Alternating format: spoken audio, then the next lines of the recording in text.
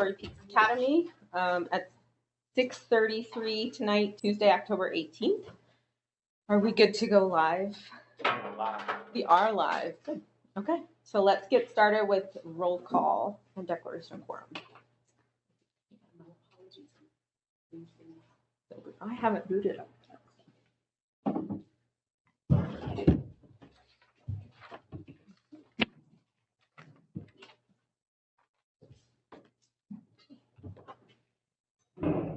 Wi-Fi might take a moment, so let me do this just with paper if we can to get started, and then we'll work on it as we get going.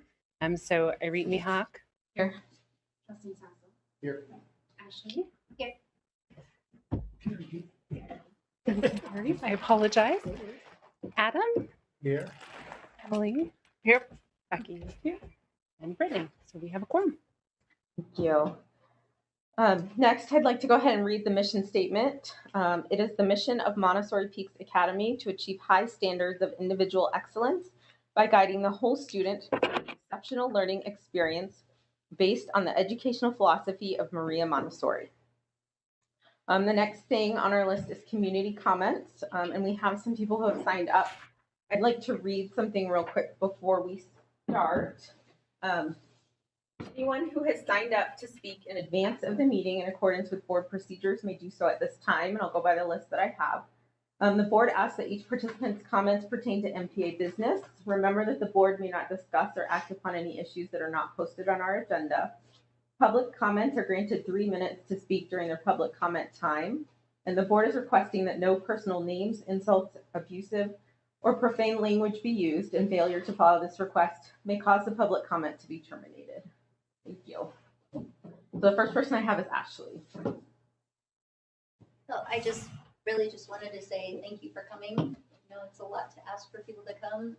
I'm in an interesting position of being a teacher here on the board. I just want everyone to know I'm here to support the needs, and I just appreciate the conversation, the communication, and if I can support anybody in any way, just please let me know.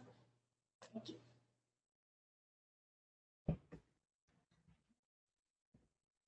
The next person I have is Amanda Bauer.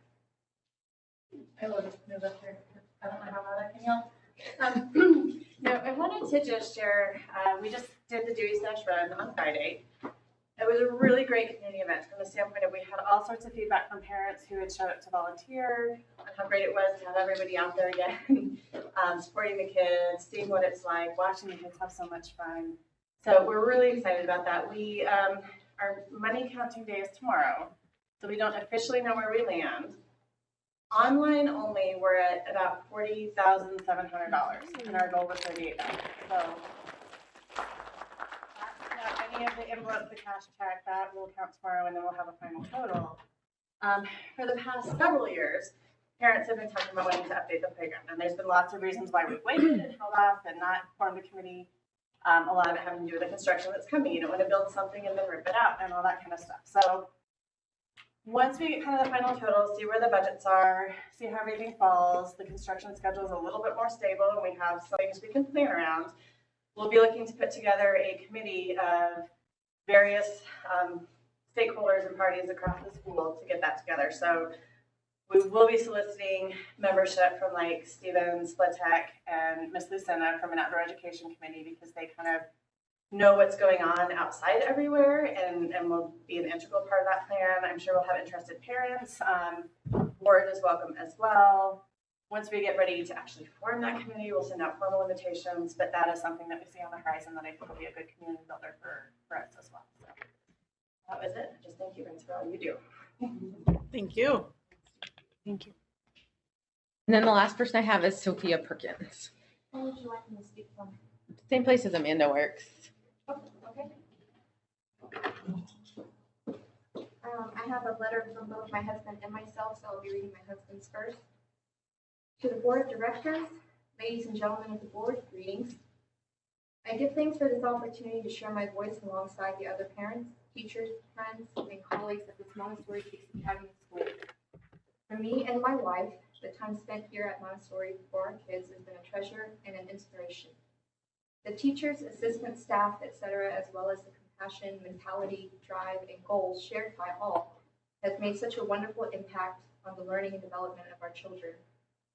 This also has greatly encouraged us in doing what we can to participate and assist in manners that we are able to in order to give back to the school that has provided so much for us. The Pledge of Allegiance, how it was introduced, the lack of communication around its beginning, and the amount of time it took for eventual communication or awareness in addressing it is one such change in the new year that gave me pause to reflect on the uncomfortable feeling this gave me and how best to approach it. I was relieved to know that other parents shared my feelings and have also taken time to reach out and share their voices. I have reached out to them, sought counsel with, and assessed their perspective. I did this because I really wanted to make sure I was giving proper attention to this from a logical perspective and not simply an emotional one.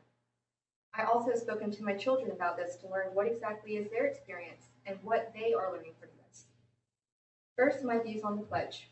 The Pledge of Allegiance is an act, a practice similar to what I would consider a prayer or form of worship to look like. It is a form of nationalism that, while I am sure our founding fathers had good intentions at the time, is not the best ideology to be encouraging others, let alone small children. I am aware of the statutes that afford the right to those that wish to practice the pledge and agree that this right should be afforded to them. The problem is that it does not belong in the classroom, just as other practices and religious traditions do not belong in the classroom. I am opposed to indoctrination. While I understand that this is not the intention, as the children are not forced into doing this, the practice being adopted as part of the classroom, as well as the association of other peers engaging in this act, has the same effect. To highlight this, I will address what I learned from my children and their experience. When asked about it, my son said that he didn't understand, but that it was something the lady on the phone, which to my understanding has been the principal, Ms. Ann, wants them to do. He explained that he prefers not to participate. My daughter's experience was even more concerning. She explained that she didn't fully understand what it meant. She said the whole class is standing for this, and this causes her to want to do it because she would feel embarrassed or left out. She made it very clear that she didn't want to not be part of MPA. This has caused her so much confusion as we have to explain to her that not participating in this practice is not a bad thing, and it also has nothing to do with MPA. Let me make this clear. The Pledge of Allegiance has nothing to do with Montessori Peaks Academy, not with the school, and definitely not its philosophy. This is the very kind of incidental indoctrination that I am opposed to. Teach the kids about our nation. Teach them about its traditions and values over the course of its history, but don't anyone dare make my child feel like she needs to perform an action she doesn't understand or be put in a situation where she feels embarrassed or left out if she didn't participate in it. Unfortunately, that time has come, and exactly what I would not wish to happen has. For the first time in the years we have been attending Montessori, something I specifically came to Montessori to be free from has come about and given rise to a pivotal moment in our time here at MPA. I want the Pledge of Allegiance out of the classroom and a location within the school property dedicated as a place for this practice for any who wish to attend. In this way, no statute is violated, the rights and opportunity of those who wish to participate are afforded, and the classroom is able to be maintained as a place of learning for all children of all nations. I want better communication and follow-up on where we as parents and the viewpoint of MPA stands.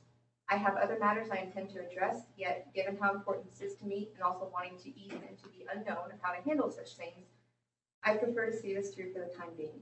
I believe in this school and have high hopes for it. I believe in the community here at and those associated with Montessori Peaks Academy. I know that we can come together and work things out in a spirit of peace and harmony, to lay a strong foundation for our children and the future generations to come. If there are any questions or comments, I am glad to discuss them. I once again thank you for your time given to hear me out and look forward to working with you further on these matters. I would like this letter to be read at the next board meeting. In peace, Austin Perkins. Sophia, we've reached the time limit, but I want to give you a minute to add your own opinion on top of your husband's. Okay. Because I know that you have. I should be able to finish this within a minute. Okay, thank you. To the Board of Directors, I'm writing this letter to address a growing number of concerns that have developed over this school year. First and foremost, I'd like to address bringing the Pledge of Allegiance into the classroom. When I first found Montessori, what stood out was its unity, its diversity, and its community. When I first heard the pledge broadcast over the intercom at Carline, I was taken by surprise. Having the pledge broadcast into all classrooms was not done prior to Ms. Ann's arrival. My husband and I met with Ms. Ann to address this matter, but we found her response lacking to say the least. We explained our concerns that while the Colorado statute states that everyone should have the opportunity to participate in the pledge, it doesn't require it to be in every classroom. The classroom is for education, including education about our country. However, we believe the pledge is nationalism and in no way educational. When asked if the pledge could be done at the flagpole the prior principal had done, her response was that she didn't know how that would work. It is very concerning to me that as a principal of the school, she doesn't know how to make this work, when it has clearly been done in the past. When questioned about this, she had no response. We also mentioned that as atheists, we didn't appreciate God as addressing the pledge being introduced to our children without our knowledge and not at our hands. Ms. Ann tried to reason that, don't we all want liberty and justice for all? To this, my husband's response was, unlike the peace pledge that has been used, this is pledging allegiance to a flag of a nation that is alone claiming to be ordained by God. What about the rest of the world? Sophia, I have to ask you to wrap up. Sorry. Okay. Really quick, the second was with the Uvalde tragedy and laying blame on the teachers, which was not only unprofessional but distasteful. And that as long as this is going on, then I will not feel that my children are safe at this school or that they need to be. Thank you. That is everybody that I have for community comments tonight. So with that, we're going to move on to our open board position that we have for a parent. Candidates were invited to join us tonight. Those who are here, if you want to come up and join us up here at the table, that would be great. Yeah, and there's one up there. There's one there. Oh, okay, great. That was a little selfish. It's easier than turning around every 2 seconds. So tonight with us, we have Rebecca, and we have, do you go by Tim or Timothy? Tim. And we have Tim.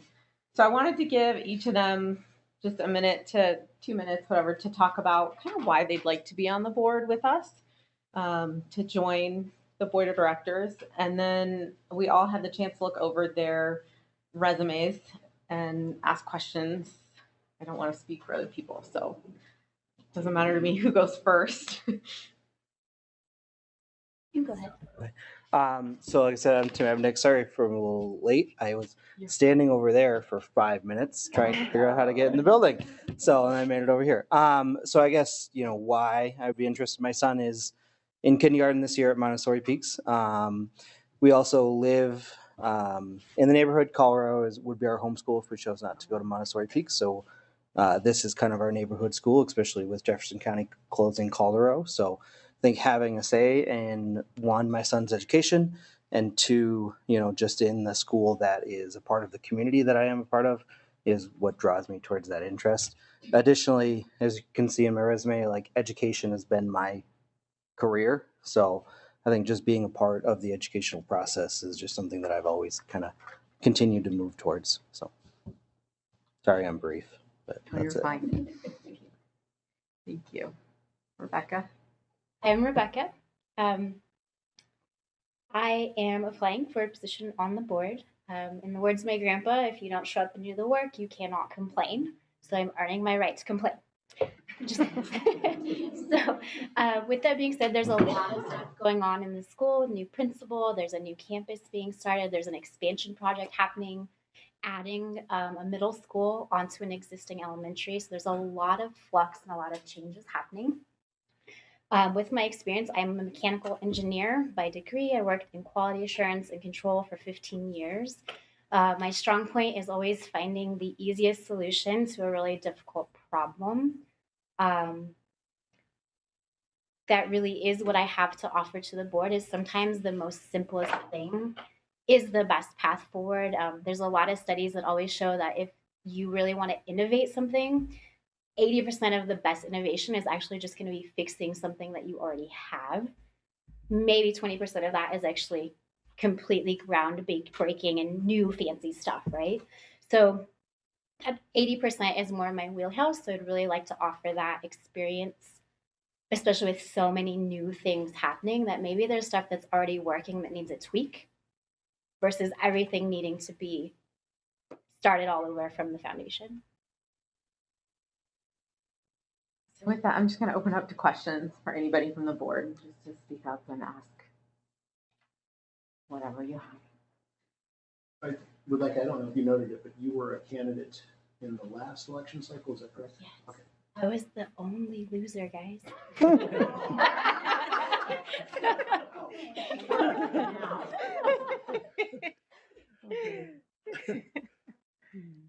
It's funny because you say that, and I see a commitment to say, I still want to do this. Yeah. I see the exact opposite.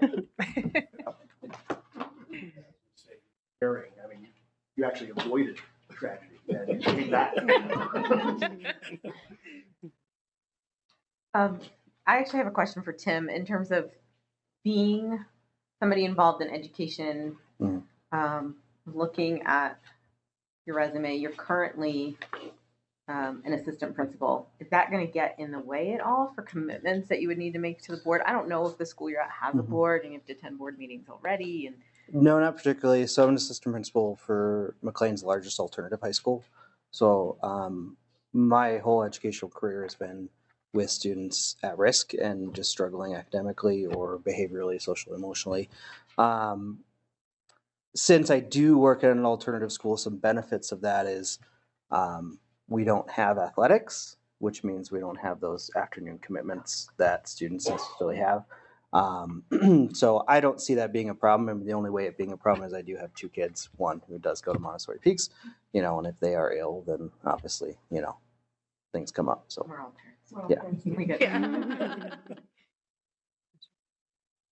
I guess, can you talk a little bit about why you chose MPA and what you like about the school and how your family has benefited from it? Yeah, so we actually found Montessori when my son was about 18 months old.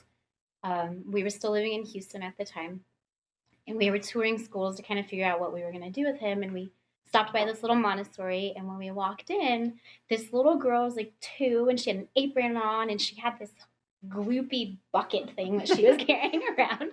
And she walked right up to my husband and she goes, I am making blueberry muffins. And she marched off.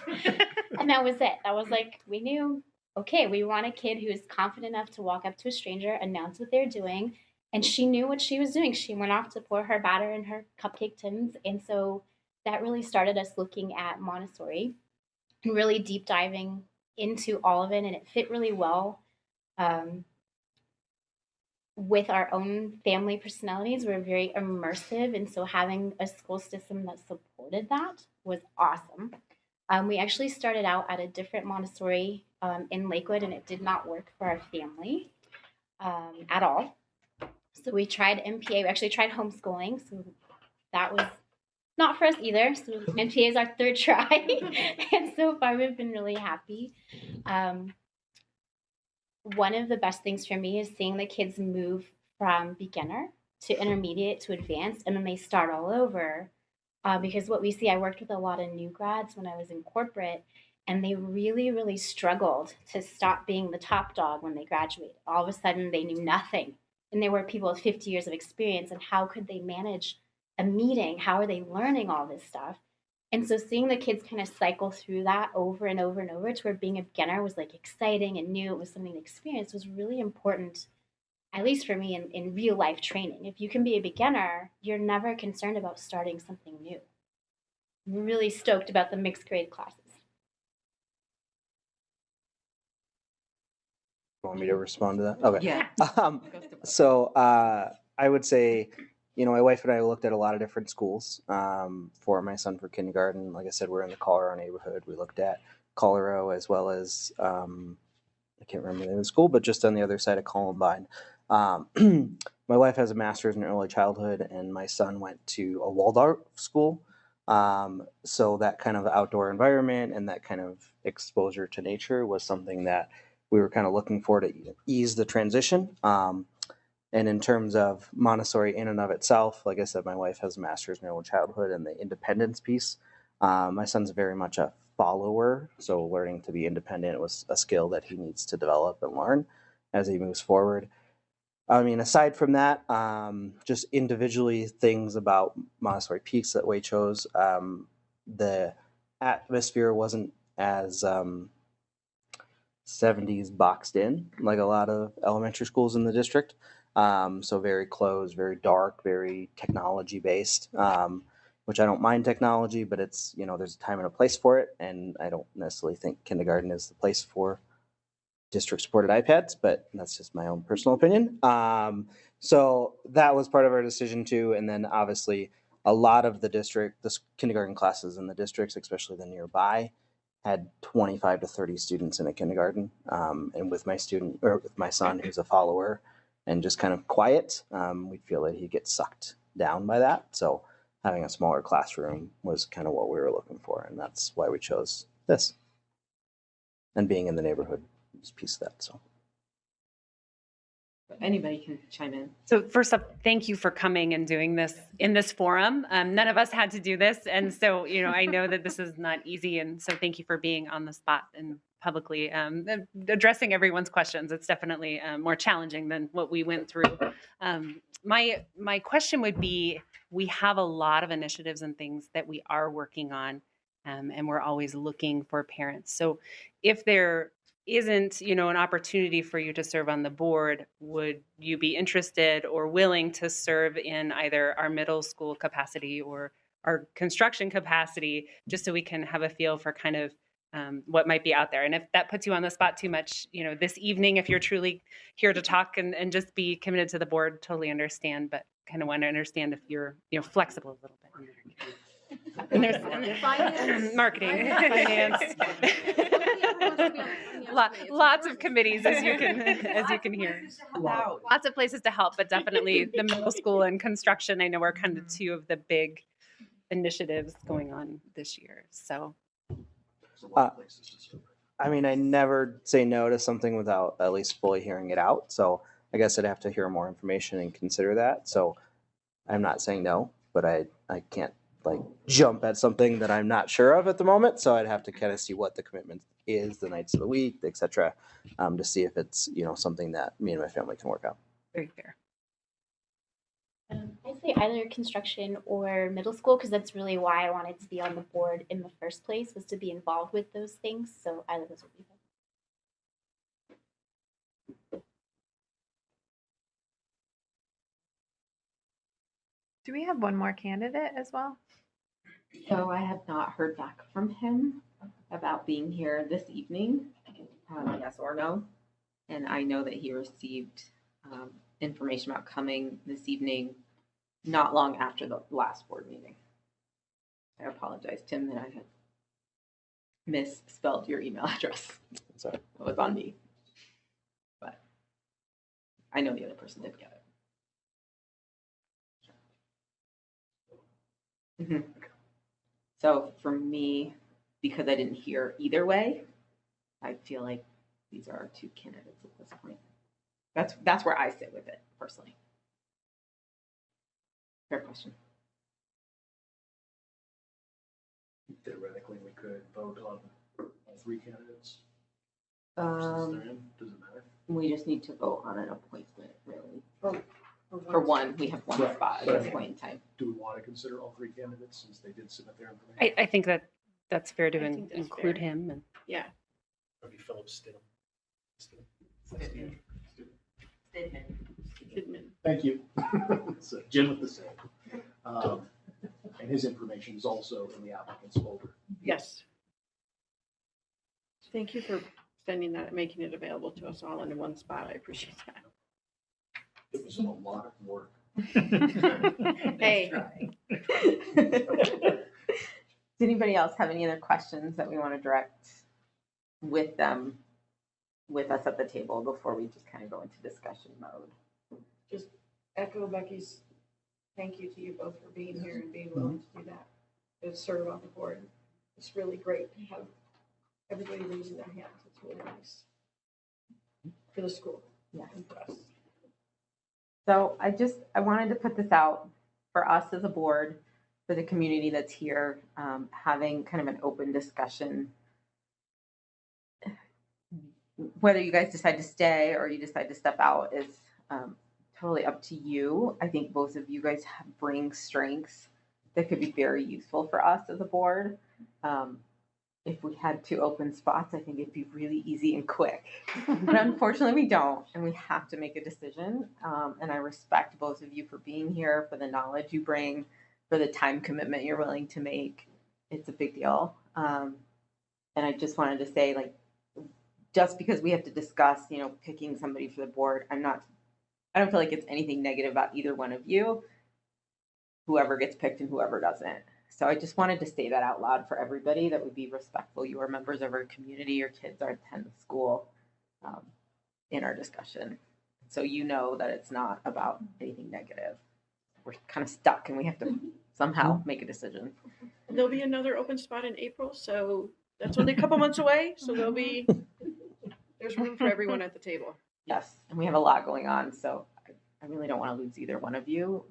And I think we can find a place where you could help out in the meantime if you're willing to wait for another chance that you're comfortable with. So, at this point, it's up to us to discuss and appoint. I'm going to let you guys, you can either head out or you can rejoin the audience or kind of whatever you feel comfortable with, if nobody else has any direct questions. I think I'm gonna head out because I will die of embarrassment if I'm. So I will wait to hear from you tomorrow. It was nice to meet all of you guys. Thank you. Thank you. I don't know. I always feel weird sitting around when people talk about me, but that's I've been in plenty of interviews, but none where I've gotten to hear the feedback immediately. So It's very awkward. I'll make up my mind now. We'll be in contact. Thank you both. Thank you. Thank you. Thanks. I'm sorry. No. The stream, there's something, I can't get it to send out. I've restarted the stream. I'm sorry. I'm recording this on here. And tomorrow on the YouTube channel, I will upload it to the YouTube channel. Thank you. Thank you for all your efforts to get that working. Out of my wheelhouse. So at this point, we have to kind of make a discussion and some decisions that if we had 2 spots, I'd take them both. Like I said. They're both great candidates.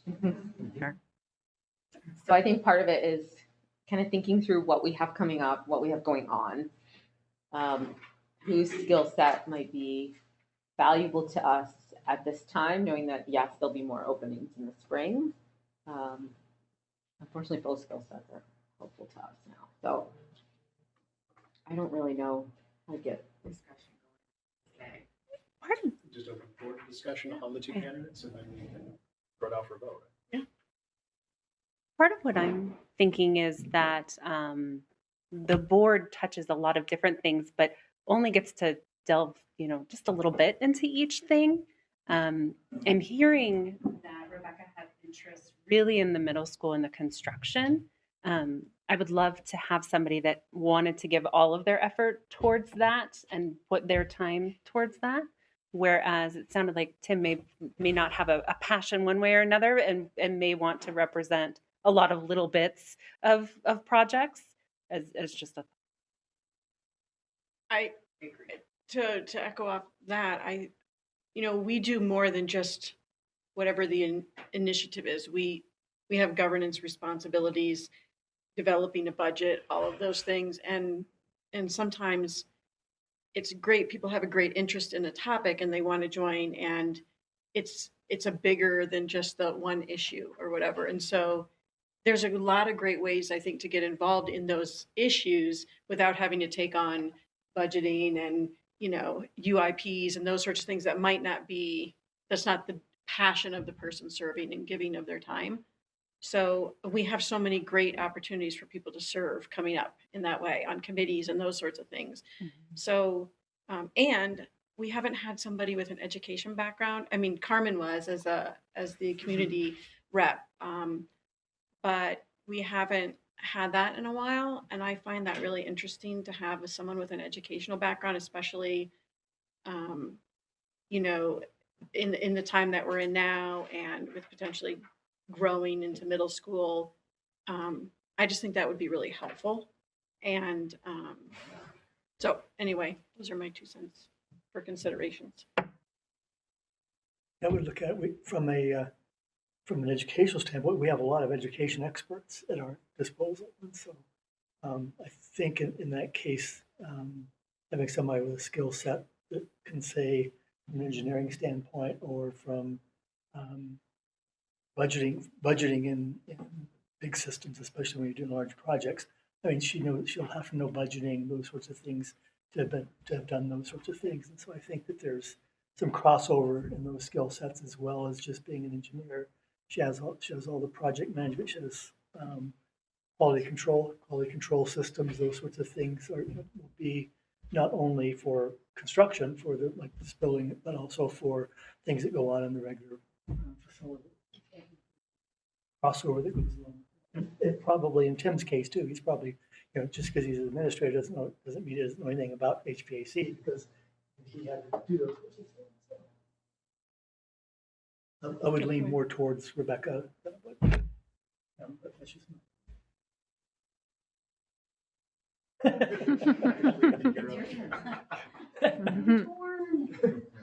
yes, it's difficult.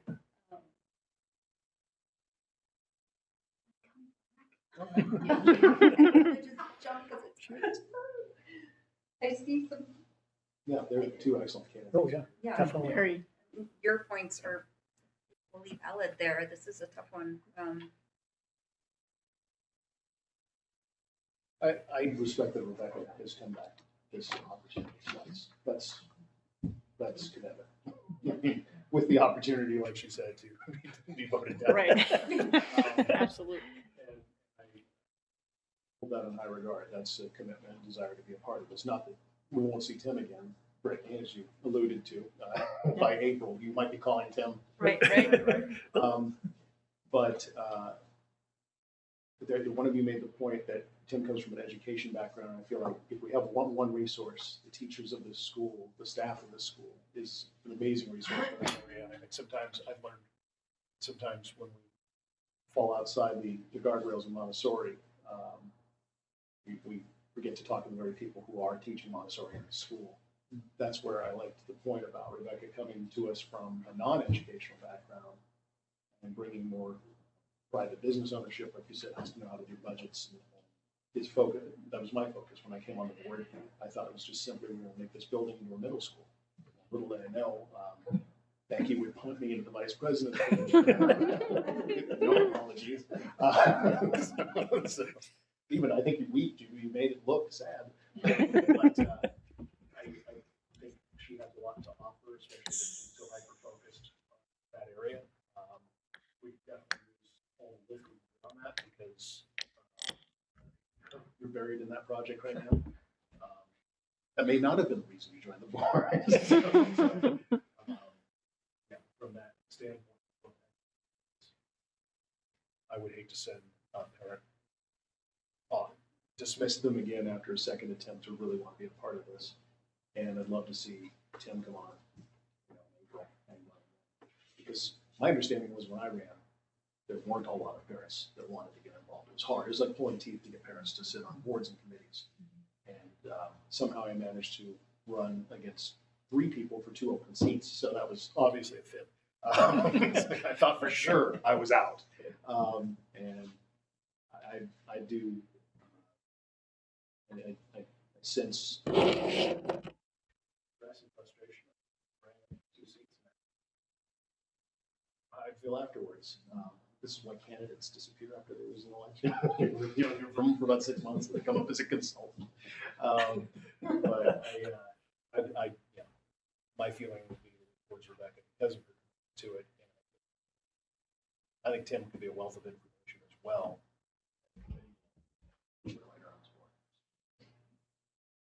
I like them both. I think they bring different strengths, and it's really hard for me if I had to vote one way or the other to make that decision now. But I agree. I think Tim has dabbled in a lot of different areas within education simply through his position, so he may have a little bit of knowledge. I think somebody who's had a private business. Sorry, I'm like looking at the resumes on here, and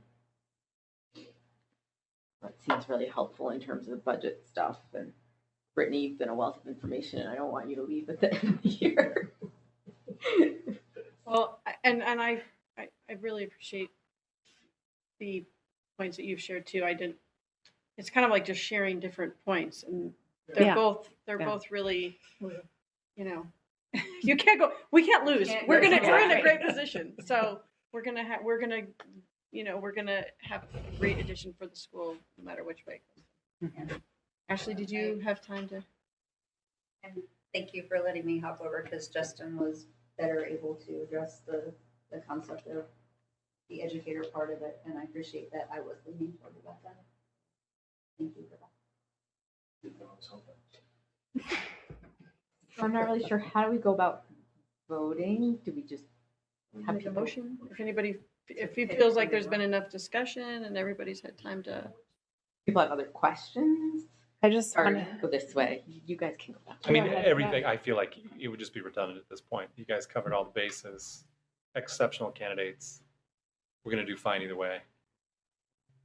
I think in my view, putting yourself out there twice takes a lot of grit and a lot of commitment. And so I would give Rebecca the advantage just because of that.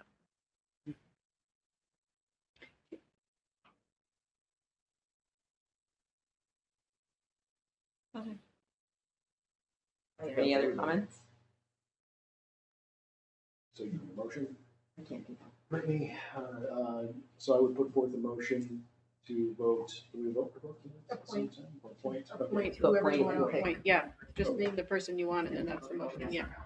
So I would make a motion to appoint Rebecca Martinez Dalton to the MPA Board of Directors to fulfill the term. Is it a fulfilled term Mhm. through what is? It started in the spring and it's 3 years from So- there. Started this spring of 2022. Is To that? fulfill the seat, the open seat through 2025. Yeah. Second.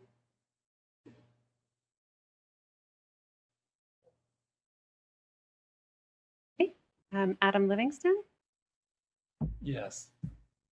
Lee Hortzman, Yeah, I know. Yes. Irit, Emily, Yes. Ashley, Justin. Yeah. Becky, I'll say yes. Yes. Terry. Terry, my apologies for No, earlier. Your that's okay. name, as I was looking at you, just escaped me for a moment. So Do it all the time. No Okay. worries. So the motion passes to appoint Rebecca Martinez Dalton to the open seat through 2025. And we can reach out to both Philip and Tim and let them know the places to serve. Yes. To do that. Number one. Do you want to reach out to Rebecca as well and let her know? Sure, yeah, I'd like to do a good work with you. Yes, you can do those. And with that, we're going to move to agenda item number 5, the principal's report. Well, good evening. So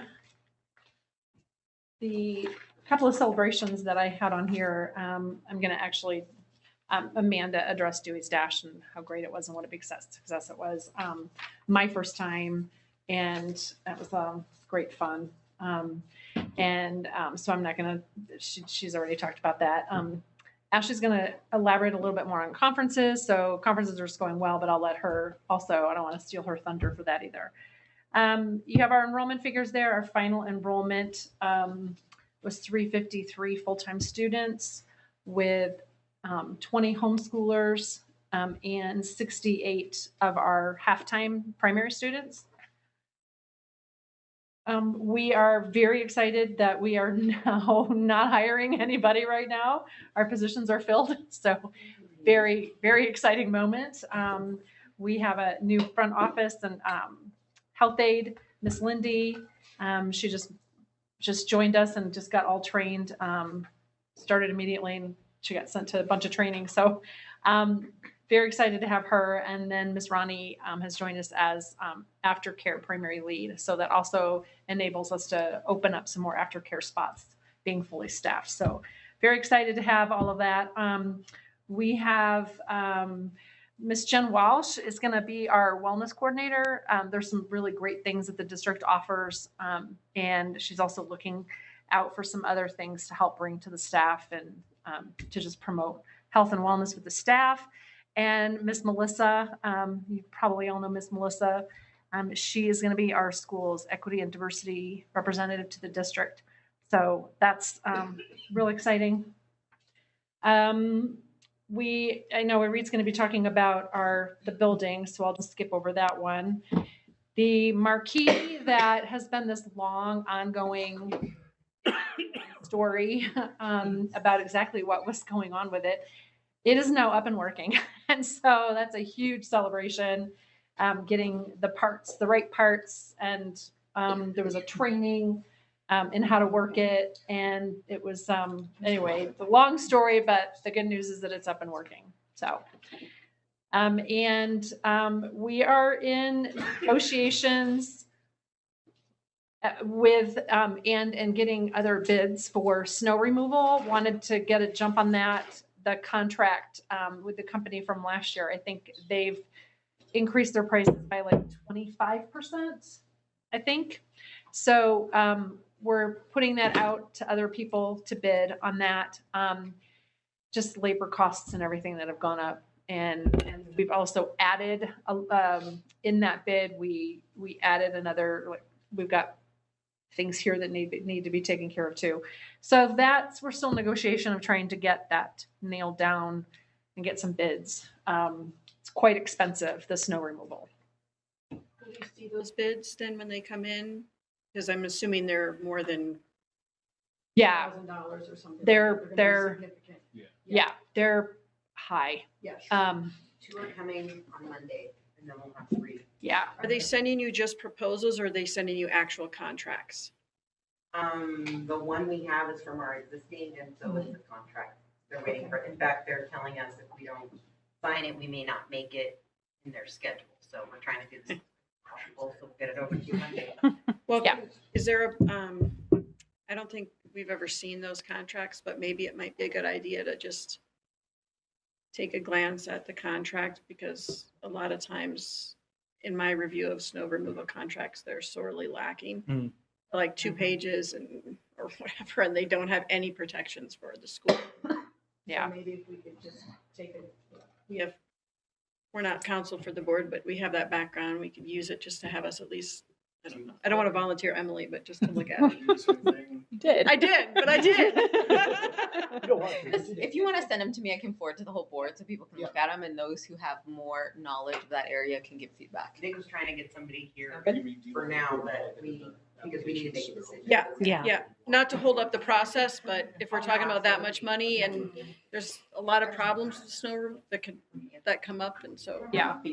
One of the points that we were asking our current, the company that we had the contract with last year, I think for 3 or 4 years, right? Yeah.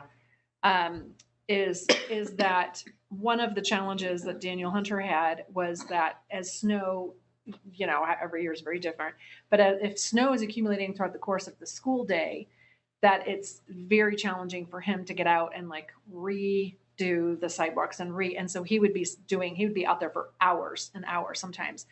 And so we asked them to come back to us with also a price that includes making like a second sweep throughout the day, so that our facility manager is not doing snow 6 or 7 hours a day.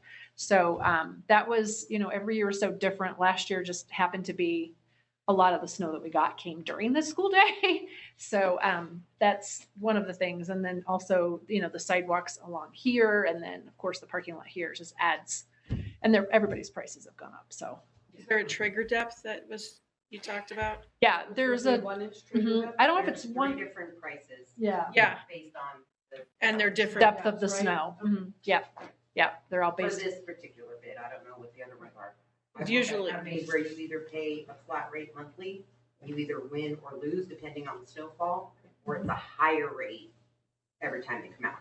Yeah, because a trigger depth, if it's 1 inch, they could come out and do 20 man hours of shoveling the sidewalks and stuff.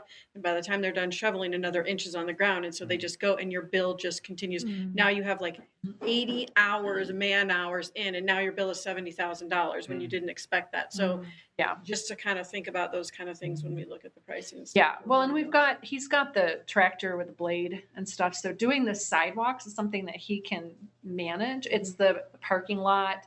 And then if it's snowing really heavily, the sidewalks can be then, a harder thing for him to do with just the bucket that he has, the little thing. The We're little, also down a half a person. So we're Yeah. supplementing that. Yeah. So that's in the works.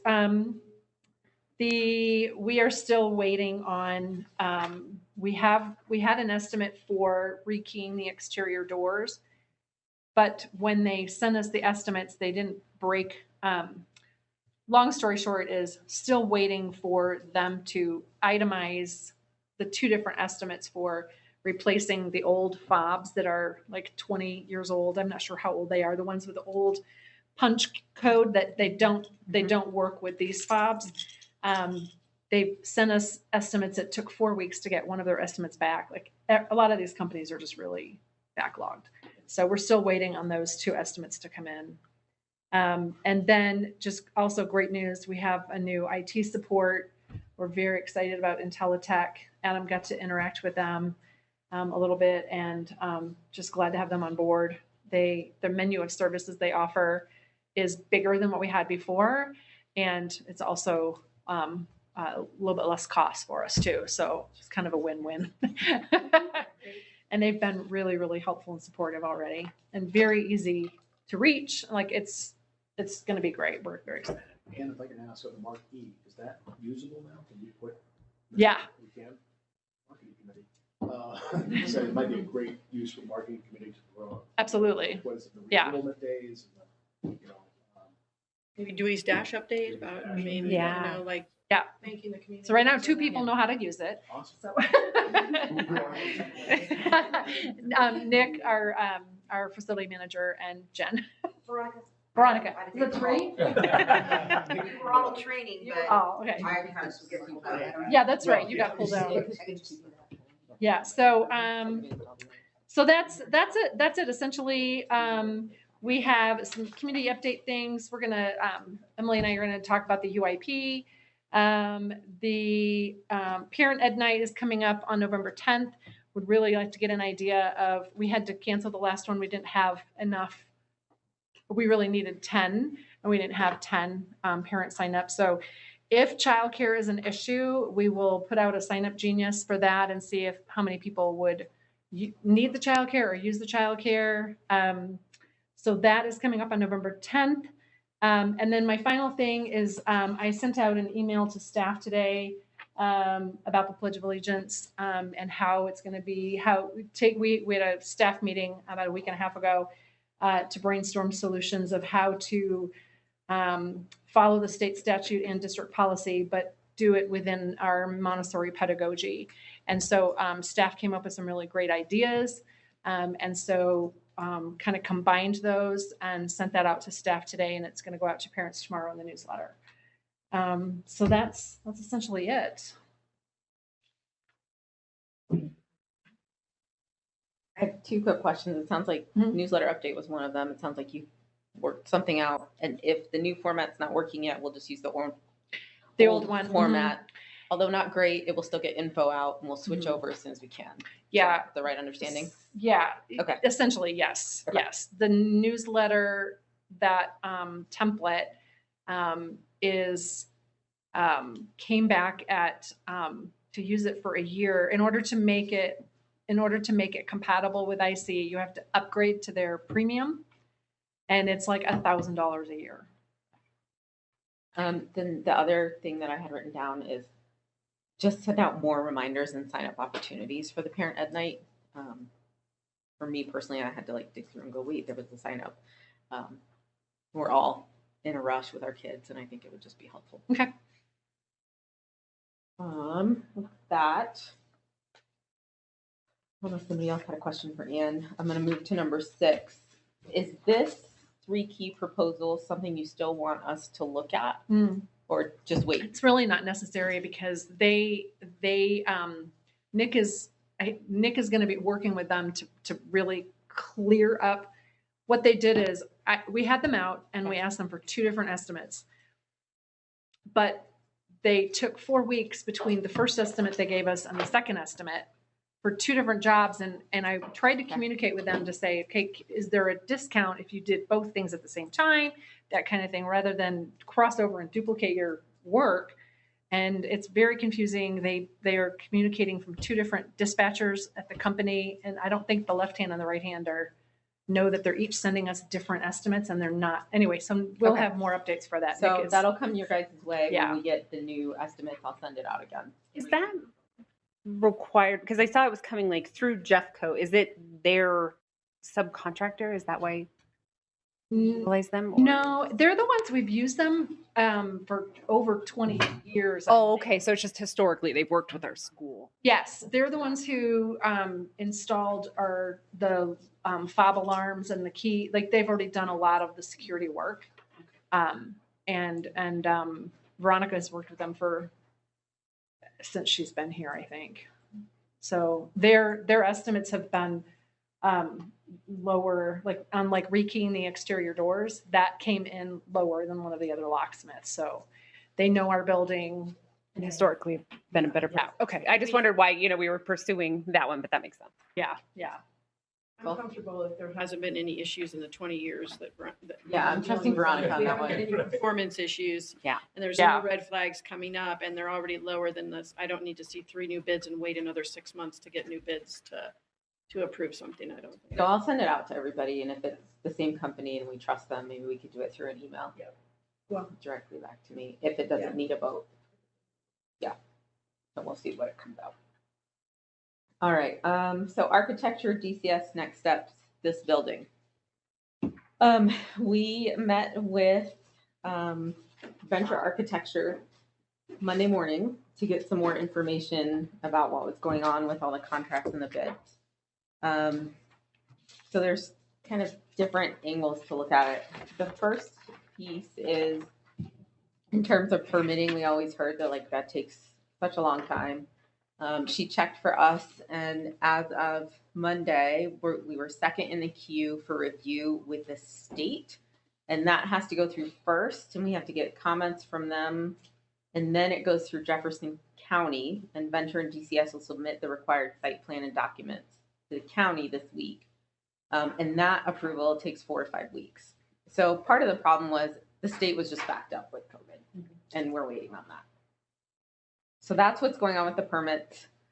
The architect agreement was finalized and executed with Venture Architecture. And then the contractor agreement, and that utilizes 5D funds. So historical information, we originally, at least I understood a number in the 250 to 300,000 range for construction. And that was for the scope of work just to get the homeschool in the building.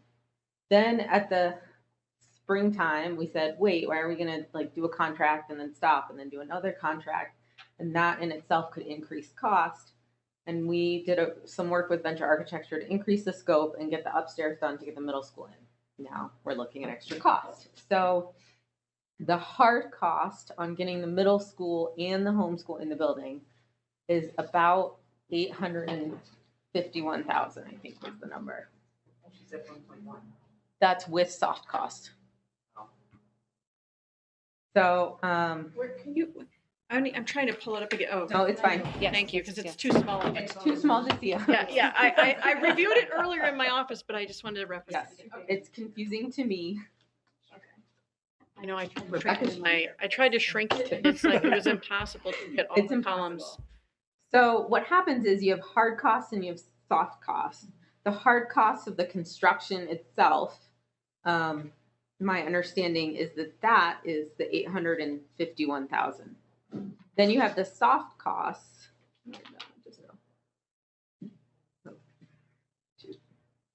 which include things like the architecture people, permitting, things that don't come out of 5B funds per se.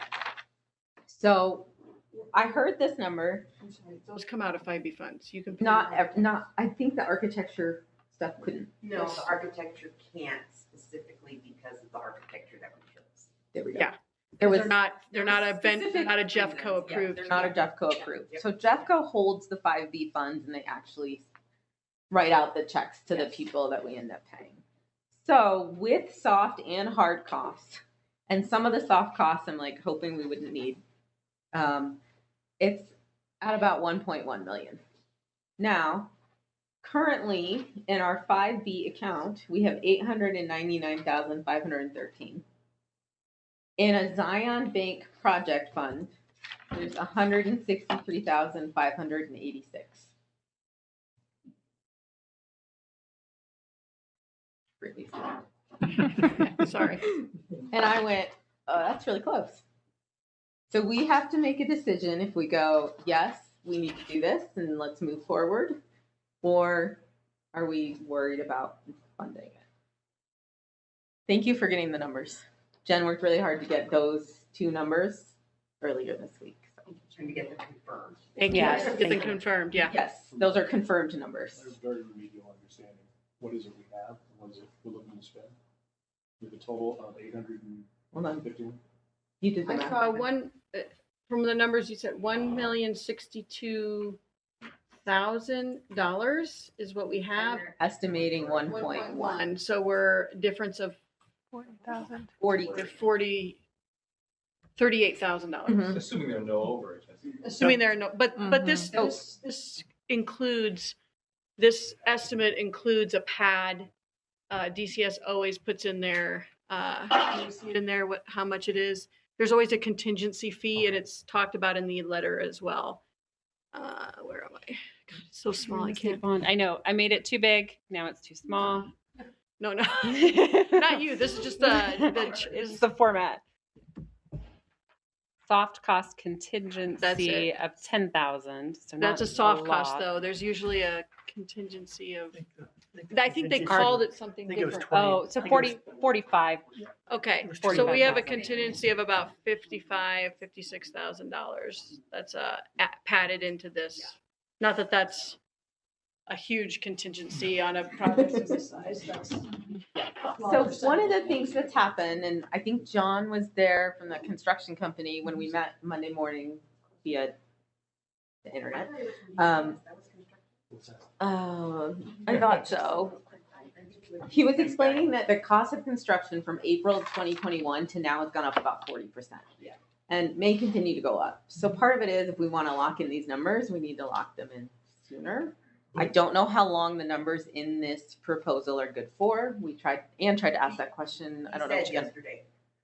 There's Like, As of the time of the changing meeting. Great. But I was just talking with a guy who does commercial construction. He's a parent here. We can certainly bring him into the conversation. But he said the cost is likely going down because people are, as the economy contracts, people are That's slowing down in helpful. construction. And so it would be a bummer to lock in too quickly to try to get in front of that and then end up behind it. So then the other piece of it is timeline. Can I go back to the cost a minute? Yes. Before we go to the timeline? Because this is my understanding, these are just budgetary numbers. This is not a contract, no. So a lot of times, right, so a lot of times a contract is not to exceed. So if the prices go down and they don't cost as much, we are still the benefit recipient of it. They have their, at least that's what we would look for in the contract, that they have a not to exceed amount or a guaranteed maximum price is what they call it in the, Okay. Becky, you might know a little. But when you sign the contract, isn't it, you're signing, one of the major things you sign for is the cost of man hours. And that can adjust. And the person I was speaking with said that that's decreasing because all of a sudden, because of stuff. Right. But- My understanding, in construction contracts, when I've reviewed them, it's a scope of work you're approving, not the man hours. I see. So if it takes them twice as long because they screwed up, it's still the same price, right? Depending on how it's written. Yeah, sorry, you have experience in that too, so you can talk about, yeah, depending on Well, how. the two things I would say is, if you're looking at that, there was a bunch of exclusions in there. Every time you read an exclusion, and especially in a construction contract, you got to think about why did they exclude that? they exclude it because either one, they can't figure out how to bid it, or they don't want to take the time to go and figure those things out. Those are things that are going to cost you a lot of money in the end. So all those things. The other thing I would ask about is who's doing performance, who on our side does performance management for the work and the contractors and those. And that's Val, right? That's DCS, Val and DCS John. does that. Okay. They're a project manager, they're hired to do that, and they're the ones Okay. overseeing it on our behalf as our advocate, but for instance, one of the exclusions was the floor, Yes. I noticed. Yeah. And I am like, and I was wondering, I have a lot of questions about why they did that. Is that because they haven't dug under this flooring to see Yes. if that's an issue? I assume that's what they're saying. They haven't And if tested that's it. not, you know, no contractor can dig and test everything before a building. They're not going to take the whole roof off just to bid a job. That's true. But we can draft a contract that, you know, has terms in it that would say, we inspected the premises and we accept it as is, or something like that. And that way it's on them to come out and bid their job properly, Right. not for us to Exactly. be the recipients of overages and stuff. And so a lot of these things that Sure. are get hammered out in the contract Right. phase. And I don't know what that looks like for this company or not. So some of the contract stuff goes through, the way I understood it, correct me if I'm wrong, Jen and Ann, goes through Jefferson County Schools because it's the 5B funds, and some of the contracts are sort of rewritten in some ways because of that. They're usually like AIA contracts, which is a standard. Architects and they have, and contractors use a form.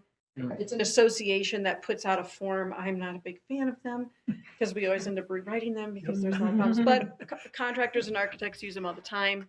And sometimes they use those standard forms. I believe when I've looked at other Jeffco contracts for architects and stuff, they use that form. And so a lot of these things we're talking about are addressed in there, but they're good things for us to make sure that we look at, because that can change a price. That can change. This is just their guess, right? And it's not an uneducated guess. It's they put time into looking at all these things, but there's also a lot of things they didn't, and they did talk about third-party bids for certain things that obviously the construction company doesn't do, and an engineer comes in and tests, you know, whether it's concrete or other things, and they had those bids come in and they get looked at, and then whoever's going to do the work gets chosen, and they don't have all of those yet. They did put a couple, what's the word I'm looking for? When you have an alternative issue, like you might want to, the flooring's not in the bid, but you might want to do the flooring. It's in here. There's 3, and they allocated money towards that. So like $2,500 for electrical for something that was in there I saw. And I'm wondering, has DCS, is there anything in here that DCS as our project manager and advocate, have they identified anything that was missing that they see needs to be included in this? Yeah. Like those exclusions, are they acceptable to DCS or no? Yeah, it's like the fire requirements, because it only shows fire alarms, not fire suppression or. Which and- we and know what- needs to be done. Absolutely. So, you know, those are things, and that's why I ask who's doing the performance management. It's because DCS is doing that, then that's something we're paying them to help us. Yeah. Say, you know, this, you know, we need They're a the lot project more manager for it. information for this. So. Yeah. That, part of my concern too is, you know, the flooring was the first thing I saw because anyone's walked in the back rooms over there. I know that we have some structural issues that we need to address. I don't know if those were, I'm assuming at the time of the purchase that it was scoped to figure out if that was an old issue that we now just need to fix, or if it's an ongoing issue that's going to require something structural to be done.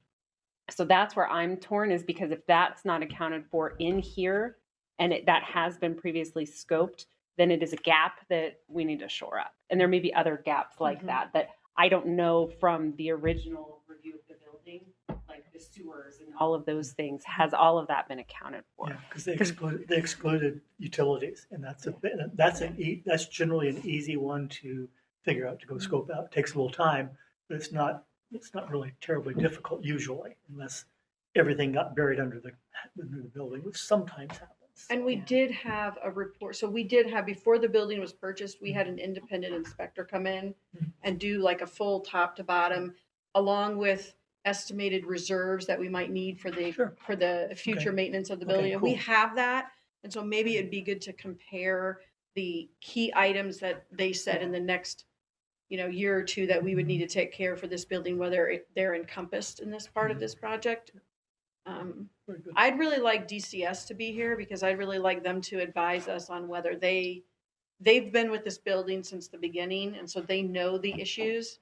And if there's something excluded, I'd like them to address that and whether it's important or it's not important. What are the ramifications? Are we going to then need to plan and reserve to address it in 3 years? And should we start budgeting that in our budget for the next 3 years so we can make that when we need to? There's just a lot of information I don't know about this, which makes it hard. Yes. And I didn't know all the questions to ask when this was presented to me on Monday morning. And I went, wait, hold on. Let me send this to the board and I'll get back to you. I'm hearing that it might be a good idea to try and schedule a meeting with DCS where we are invited, and it's not for us to make any decisions or policies for the school, but information gathering. And they'll come to our board meeting too and just share with it. They'll if we asked them, they just log on a Zoom meeting, and they've done it throughout the whole time that they've been signed up with us, and they'll go over it with us. That's part of their scope of work to. Okay. The other thing is, if Jeffco is holding us to certain requirements, are they willing to add more money to the funding to meet some of those requirements or not? I would love that, but Or is it so? No. Yeah. no, I mean, Okay. DCS is aware of, some of the ways that those 5B funds Okay. work. That was my So understanding. the district hired a project management company to manage the funds for all the schools. And so we could go on our own, but we'd still have to pay them. Sure. It's a top percentage they took off the top of the 5B funds. Mm. So if we don't use them, we still have to pay. So I heard earlier, you were talking about potential costs coming down, maybe watching this, and I heard obviously that we could put in, not to exceed amounts, and they float with whatever the costs are, but there's a ceiling. But you started to address that there's a timeline on spending this money too.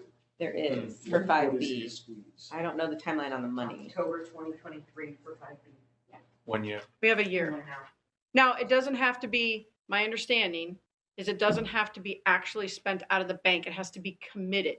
yeah. So if we signed a contract in July of 2023, not that we're going to do that, the money would be committed, right? Yeah, yeah.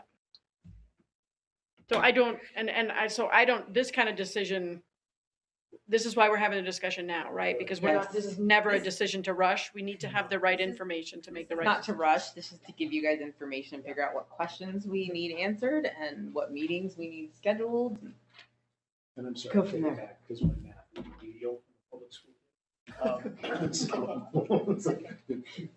We are a Helps public me school through it. too. Yeah, explains the numbers my daughter's doing. So there's about a $40,000 buffer. We're to the positive, $40,000 if we would just. Negative. The other way. Negative. 30. See? The other way. It's actually a little more than that Okay. because I currently have on my desk the last invoice from Venture Architect, which is $45,000.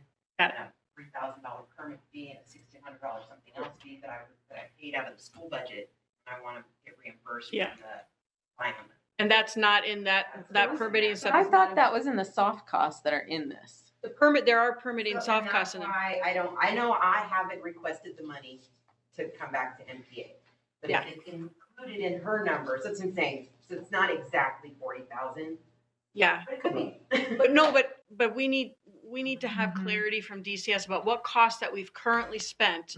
Because with the plans and the plans from the architect, the 45,000, that should come out of this budget and it should be in there. There's a budget for the architect in there.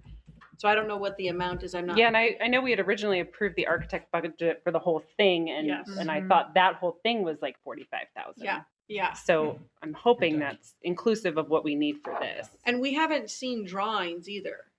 Like we didn't get any drawings, so I don't know what drawings they're drawing this budget off of. This is very kind of. Interesting. It was Yeah. actually approved in the summer. The option, Yeah. option 3. They were general conceptual options, but I don't think we said, that wasn't the final drawings. It wasn't like the architect came and said, these are our final drawings, right? For permitting? I thought they were conceptual designs that they gave to us and said, here's I think the last one that you got might have been it though. That was at the end of the design development phase, before it was sent to construction documents. That was my understanding. We haven't received construction documents. right, we don't have, which is what the budget is built off of. Right, but I mean, the drawings that were looked at and voted on back in, was it July or August? The option 3, I thought those were, maybe I'm wrong, I thought those were our final. Construction documents. No, I know, but that was the design development. Right, but the budget, the construction drawings is what the budget is built off of, and so we have not seen those yet. So my understanding is the architect was gonna, okay, you voted to approve a conceptual design, now we're gonna go back and draw the construction documents so we can send them for permitting, which is what I believe they probably sent the state. And they're gonna have to send them to the county, so they're there and they're ready, it's just we have not seen them as a board. And so we don't have an issue with the height of the shade structures or whatever. I'd really like to see the plans and make sure that I'm looking in detail about the feet, just as an example. Because I'm still pissed about that. Hypersensitive, yeah. So, So another remedial question.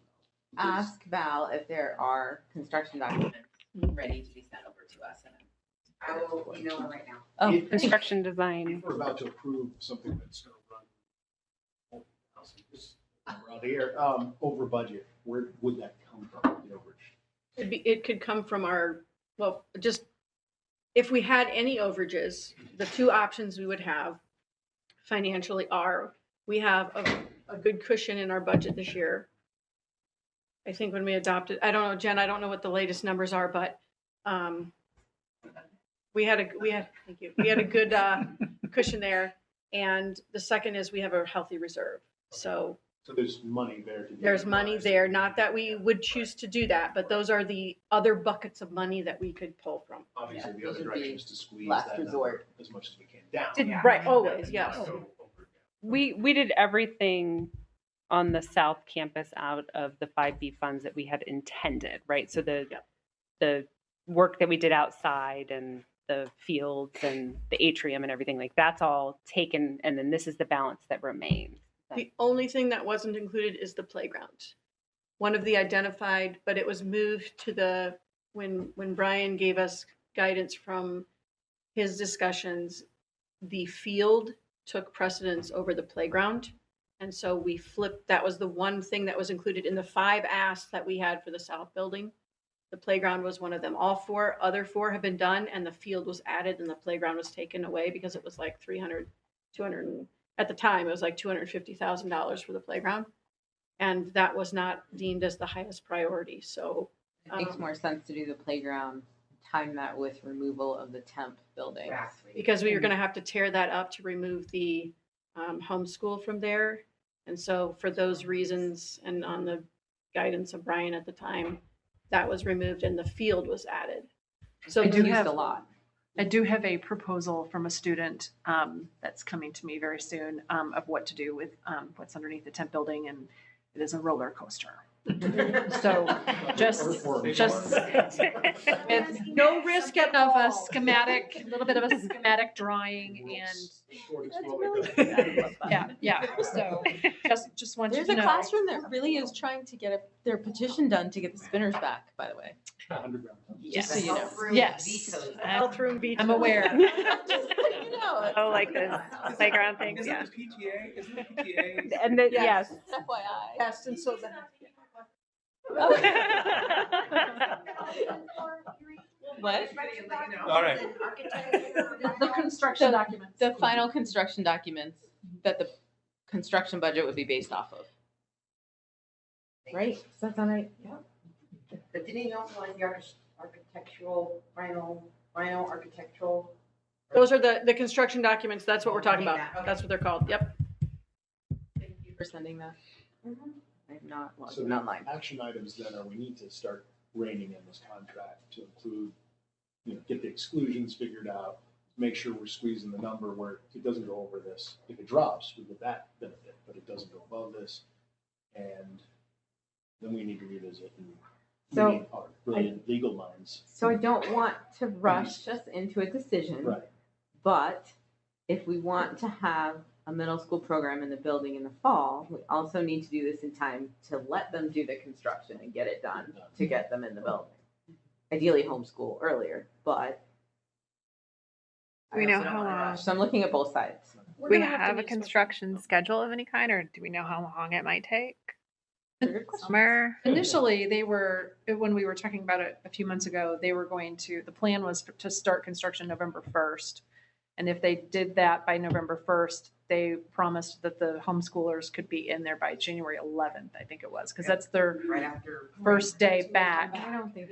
It's not a long No. long Yeah, that project. doesn't sound long at all, yeah. It's a very, because it's very minimal what they're, it's, a lot of the big items were, put aside. What can we do to open this building so that it can be used and properly Code. permitted for the program that currently exists to then roll it out and build it as the program grows, right? That was Yes.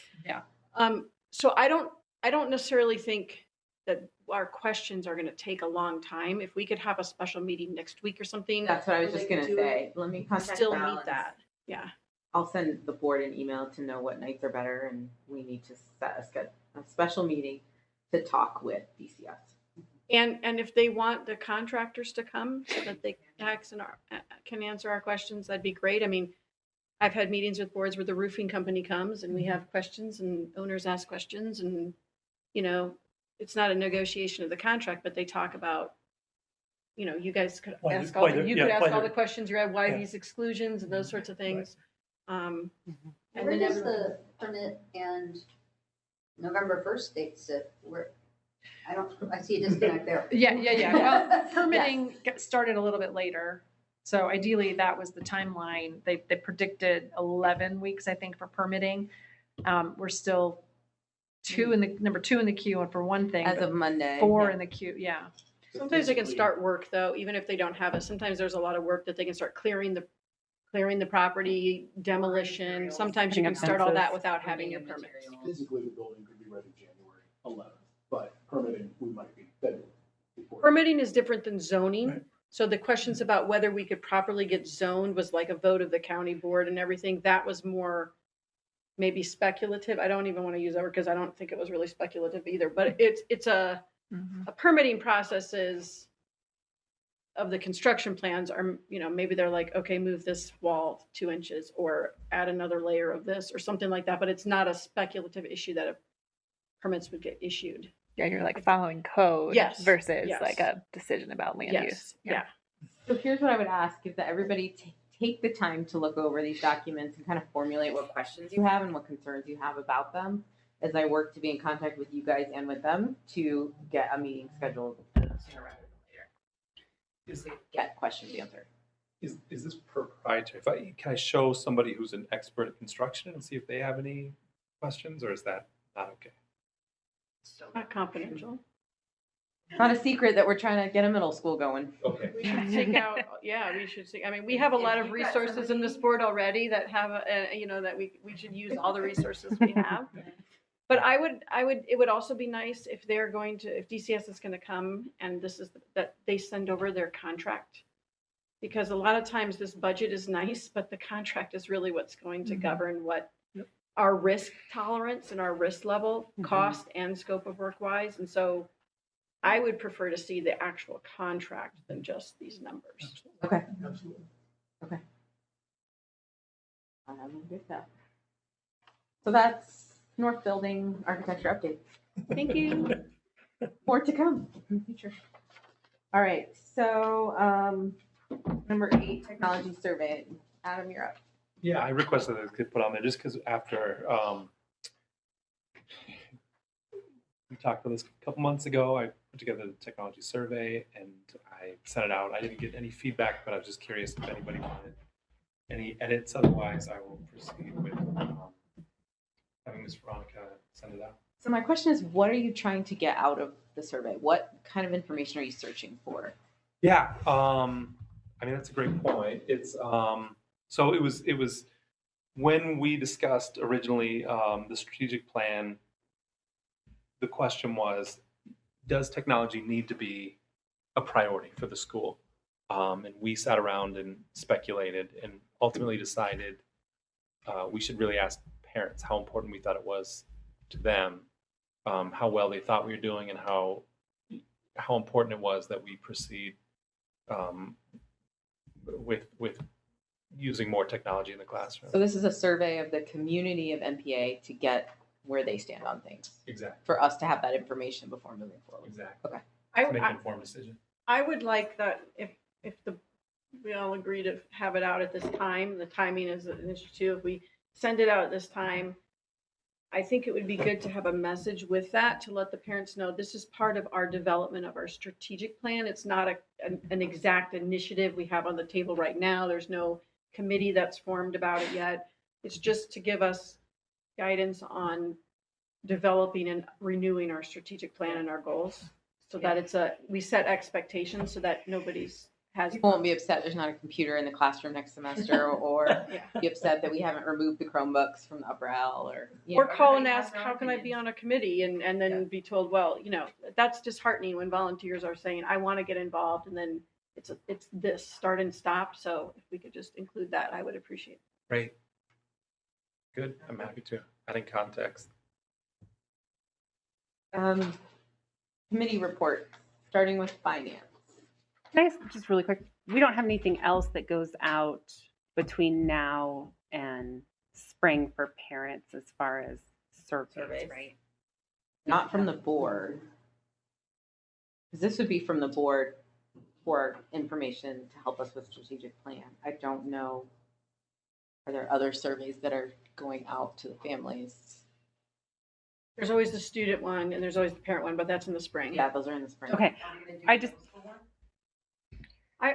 If we're going to send something out to get guidance from our community to help inform our strategic planning objectives, I would prefer if there's going to be more than one ask of the community that we combine it in one communication, so that our the community goes, this is why we're doing it. We're doing it for the strategic plan reasons, and here's all of our feedback.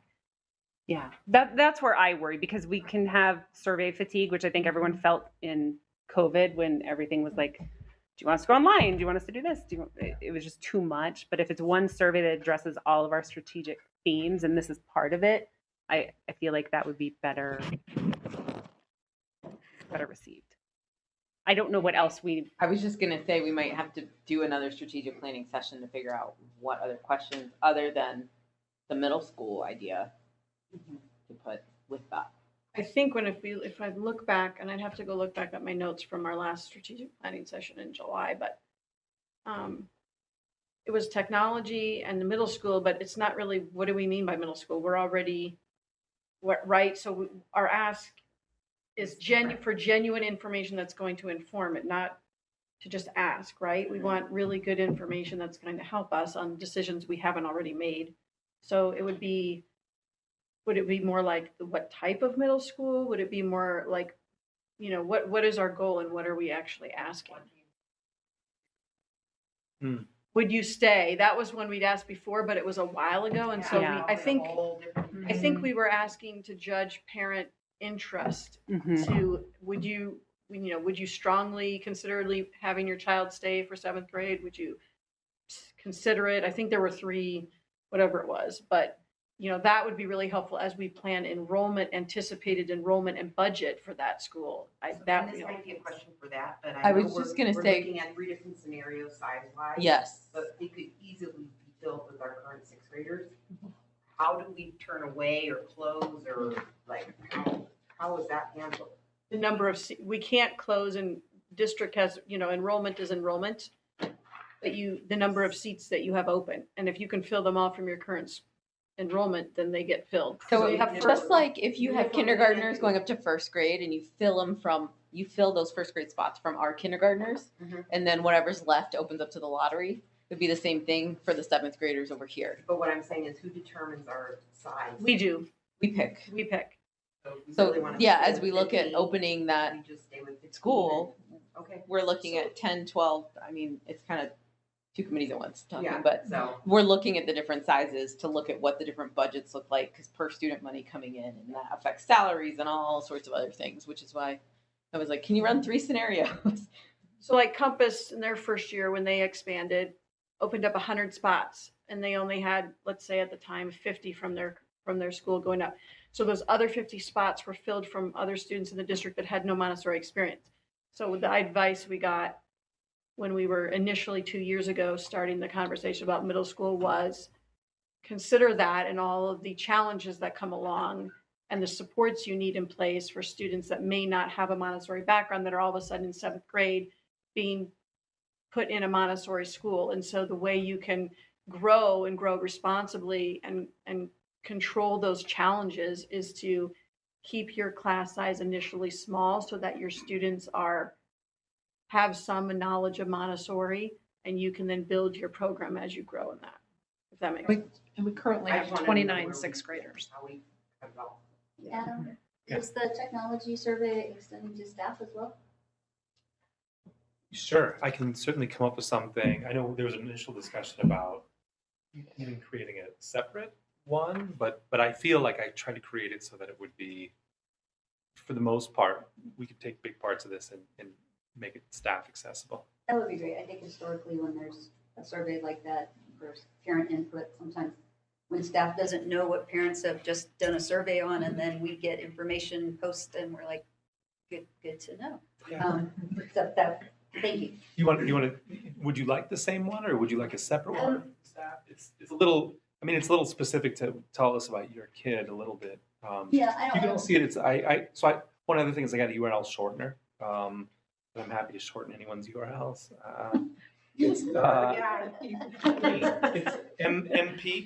mp.org /tech, TECH. Anybody can look at it. Before we go live, I will delete all responses. Feel free to put in fake stuff and just hit submit. It's not private. I'm happy to take feedback from anybody. That'd be great. I think having that, we're in the classroom, so. Yep, for sure. And it might be interesting, if that's going to be part of it, to send out. 3 years ago, we did in-person meetings with each level or a couple levels of staff on technology, and did like hour-long conversations about it. So it might be, they're in the board records, so maybe Okay. it would be interesting to see how that's developed after COVID and how that's changed. For I sure. think the staff members that participated are all still here. Okay. They might still be, engaged in, okay, 3 years later, where's the conversation? It might be really interesting. Yeah. And I'd be happy to have one-on-one conversations or group conversations. I do have some experience with that. Yeah, I'd be happy to. Do it by level, just some sort of vision for that. I want to make sure it's informed and necessary, that we're proceeding in a way that is not wasting people's time. I mean, it's valuable data. I think it's that cart horse thing sometimes. It's very awkward for a teacher to get information that was out, and then a parent asks us, and we go, not sure. That's very awkward. Do you think this is something, Ashley, that because it's not something that's on the, we talk about how much the staff has on their plate already, and we're asking other things that are immediate that are actually going to happen, right now and this year or next year, what is your feedback on these things? Would staff feel that is about technology, if it's just to our strategic plan that might be 5 years down the road? Do they want to have that conversation now? Or do they, there's been feedback to the board about, don't ask us if you're not going to do it. Don't ask us to spend our valuable time is to give you our educated feedback on these things, and then just, you don't do it or whatever, because for whatever reason. And so I want to be sensitive to that feedback that we got and know because this sounds like what we're asking is more of a 3 to 5 year kind of information. So just, what do you think that would be? Let me put that to levels and make it clear that it's part of the strategic plan. And it's just, sometimes it's just optics and what we hear. Oh, parent survey, hold up. But if we connect the dots with, part of a long-term strategic plan, that does change things. So maybe we can talk and maybe you can put that to levels and go from there. Just want to be respectful. Yeah, no, and I appreciate that Just clarification. quickly, and we'll get to some of this when we talk about the UIP. This definitely came up in the UIP context and how much should use of technology be a goal in improving some of our scores, our standardized test scores, because those are all taken on computers, and a lot of our kids don't have experience with that. They're writing, a lot of them can do really well writing pen and paper, and they have a hard time translating that when they're doing it, in the standardized test. So that was something that came up in the SAC and that we talked a little bit about, and kind of wanted to be sensitive to the idea that, the teachers are the ones in the classrooms and are the ones who have to implement this. And some teachers may have more comfort than others in the use of technology. But that it probably is something that, we do need to have some focus on, at the very least, because, it's part of the test. Oh, yeah. So, No, yeah. And there's ongoing discussion about, how do we help them with the tech to take tests without getting bogged down in them. Right. And there's a lot of different ways to approach that. And so Do you guys want to do finance update, or do you want to do SAC and kind of do it out of order? Well, what was Either the way. decision on Adams? Can we circle back just because I'm not clear on what, is the survey going out? Is it going I to think be? he needs to reword the first part, Like context. context. Do we ask at least the middle school piece? I mean, I know that seems, because I think we need that in. Committee is meeting a week from Thursday. Let me Okay. check with them, and then I'll be in touch with Adam, and I'll let you guys. And I can build on to this same, I mean, the beauty of. We can just this add a question or platform- two. Yeah, and even like, you can just say like, go to the next survey. There are ways that you can tack it So on. it's only one link they're clicking on, and they fill it out once instead of having to do it another day. I try to make this as straightforward and as quick as possible. It was great to walk through. I did test it. Let me meet with them, and I'll be in touch with you. So we don't have to meet again. Are we as a Okay. board okay with them adding a question about Good once you talk to the committee, whatever the committee recommends to ask, if it's one question or whatever? It's not going to be a lot of questions. I don't want to bog people down. Right. But is it, You guys, whatever, are we okay with adding that on? We don't have to meet as a board is what I'm saying. Is Yeah. everybody okay with that now? And then we can just give direction. And that's it that we had as like big strategic initiatives that we wanted parent involvement for at this point, right? Technology and that. Those then were yeah, the I real would say. influx ones that we thought, do we need to update them, change, or, yeah. The only other thing that I struggled with that I'm happy to take feedback on is I kept it anonymous. There's no place to add people's names, just because I feel like there's you different have responses. levels there in terms of primary, lower L, Yep. upper L, and I think, to me, to get the information you're looking for, that's sufficient. Yeah, I'm not usually looking at the identity of I look at what level they are, so I know where their, where their focus is at this time and how long they might be at the school, but I don't care to know their name. Not because I don't want to know them, but, for the purpose of the survey. Getting dual surveys, we did the same notes, right? Is it possible that we can do that, but it's kept separate from the results You certainly can. I do a lot of surveys for work, and I find that like the results are a lot different. And I think that like especially how much technology does your kid use? I fear that people aren't quite as forthcoming if they feel like their names are tied to Keep it anonymous. Keep it anonymous. Yeah. Okay. Okay. Finance. Yeah. So we don't have the budget displayed? No, I don't have the budgets, but I can probably get that up. I mean, if everybody has a copy of it, I can just speak to it. Word packet. Does everybody feel comfortable with that? Everybody needs On my that. computer and printed, so if somebody needs it, let me know. Although I couldn't enlarge it. Yes, what are you talking about? So BVA, budget versus actual. Yeah. Oh, yeah, I got that too. There's two documents, yeah. I include what This one? Jeffco provides. Yeah. Which is the very numbery one. Get your numbers. And then I just put it into my template. So first off, does anybody have any questions? Last month, September marks 25% of our budget, so that's kind of where we aim to be. Things don't really start getting real until October, November, December, because now we have our actual counts. I'll have my PPR. And we'll start looking at adjusting the budget moving forward. So if anybody have any questions, or get a chance to look at it, the asterisks on the very right-hand side are what I wanted to talk about. So I'll cover those. So anything that's showing greater than 25% of usage is saying that we have, Essentially, it's saying we're over budget, but think about it, all the educational materials are front-loaded. So things like your electricity should be in that range, your salary should be in that range, benefits, those are our biggest expenses. And if you look at those, if we're right on.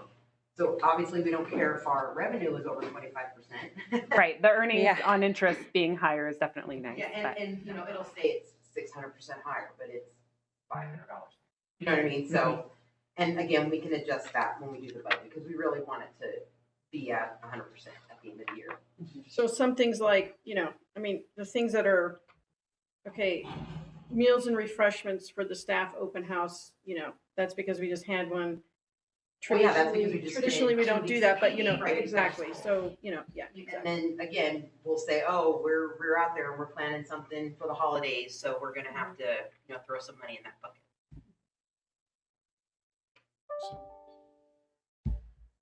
Do you want me to just go down the list? and kind of give an Yeah, explanation? do the asterisk one. since The asterisk, you're okay, playing so, the first one up in revenue, account 434 is exceptional children. That's just a grant we haven't received. It's just a transfer that hasn't been done from the district. That's just coming.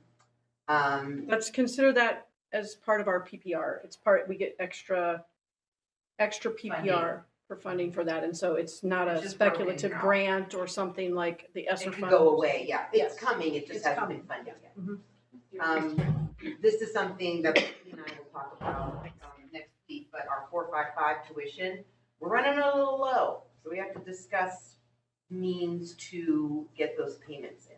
I don't know what's been done here in the past, but I just got here in March and I'm seeing fees that are due from 2015, 2016. So something we'll discuss. Is that, so tuition That's the. for our principal. 3s and 4s that, So these are families that were delinquent on payments and there was no collections, is what I'm saying. Yeah, okay. And I mean, for all I know, they're fees that were automatically billed during COVID and you guys decided we were waiving them or putting, like, I have no idea. So I just need to talk to somebody with some history. I actually printed all the statements or PDF all the statements so we can look at them individually. But yeah, there's just a lot of, and what I've seen now from being very active in the office is that sometimes families aren't using the portal. And that's a way to not see what you owe. Yeah. So, you know, you'll send in your $9 for the field trip and you haven't paid your student fees yet. So I'm really trying to get everything, like we all went through COVID, we all went through Zoom, electronics, everybody just banking on their phone.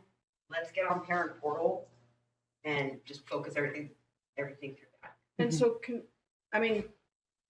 unless the rest of the board, I would not spend time focusing on anything except for this year.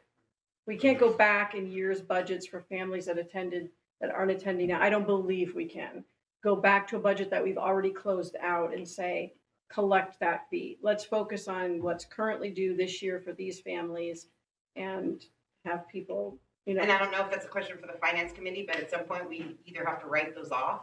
Yeah. Or, I mean, we'll discuss in detail. Because there's, I mean, I feel like we should be able to collect from any student that's currently.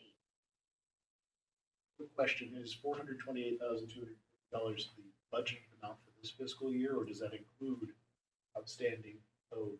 No, that's this year. That's for spaces. That's in for this our year. pre-K. So that number should be, it's 12%, it should be 25. 25%, right?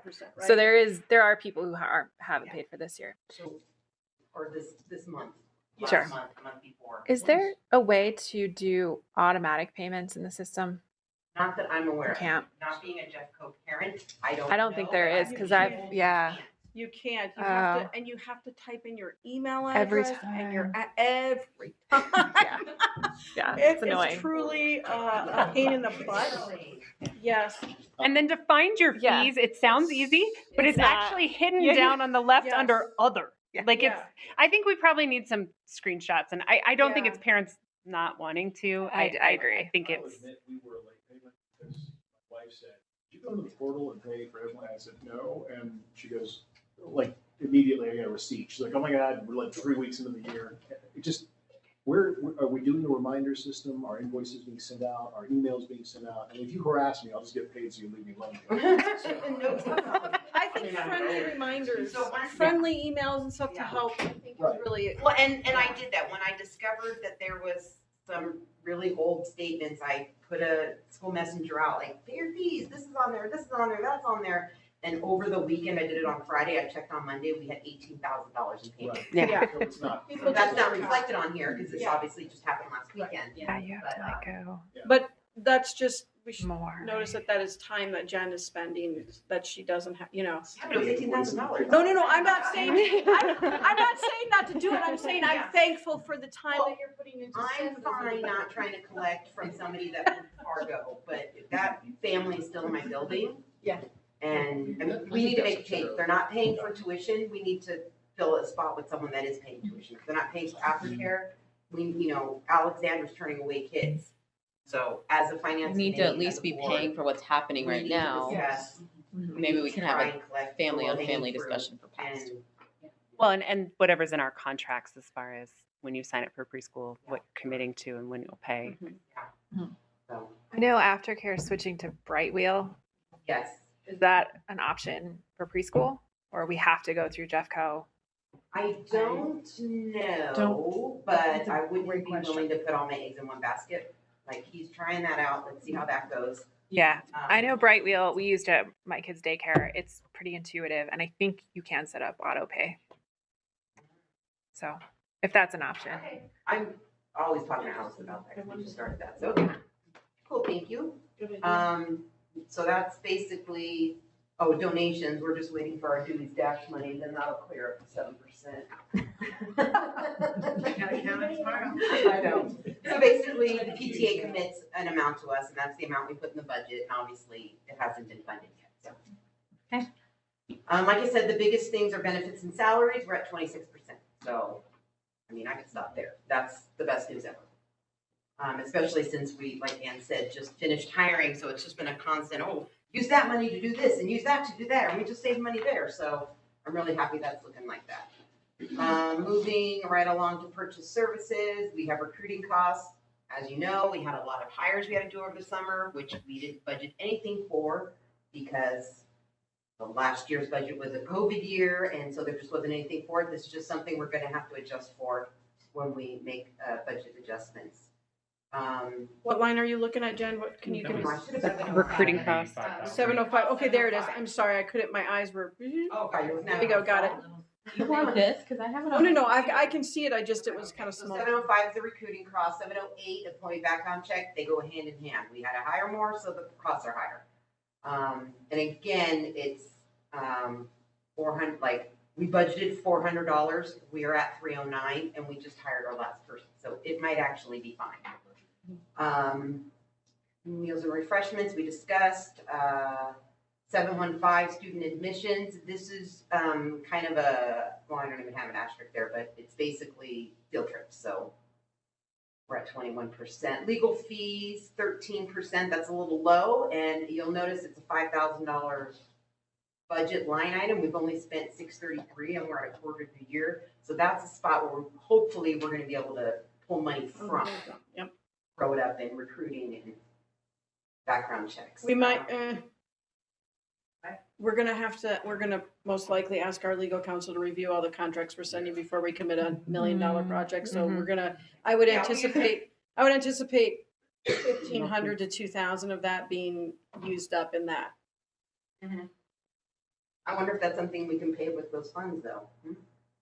I don't know. Yeah, we'll see. Moving right along, 735. It says bank fees and other expenses, and so we're at 3,000% because we had $100 budgeted, but I just got a bill from Zion's for an annual CEFCA fee, and I coded it to there.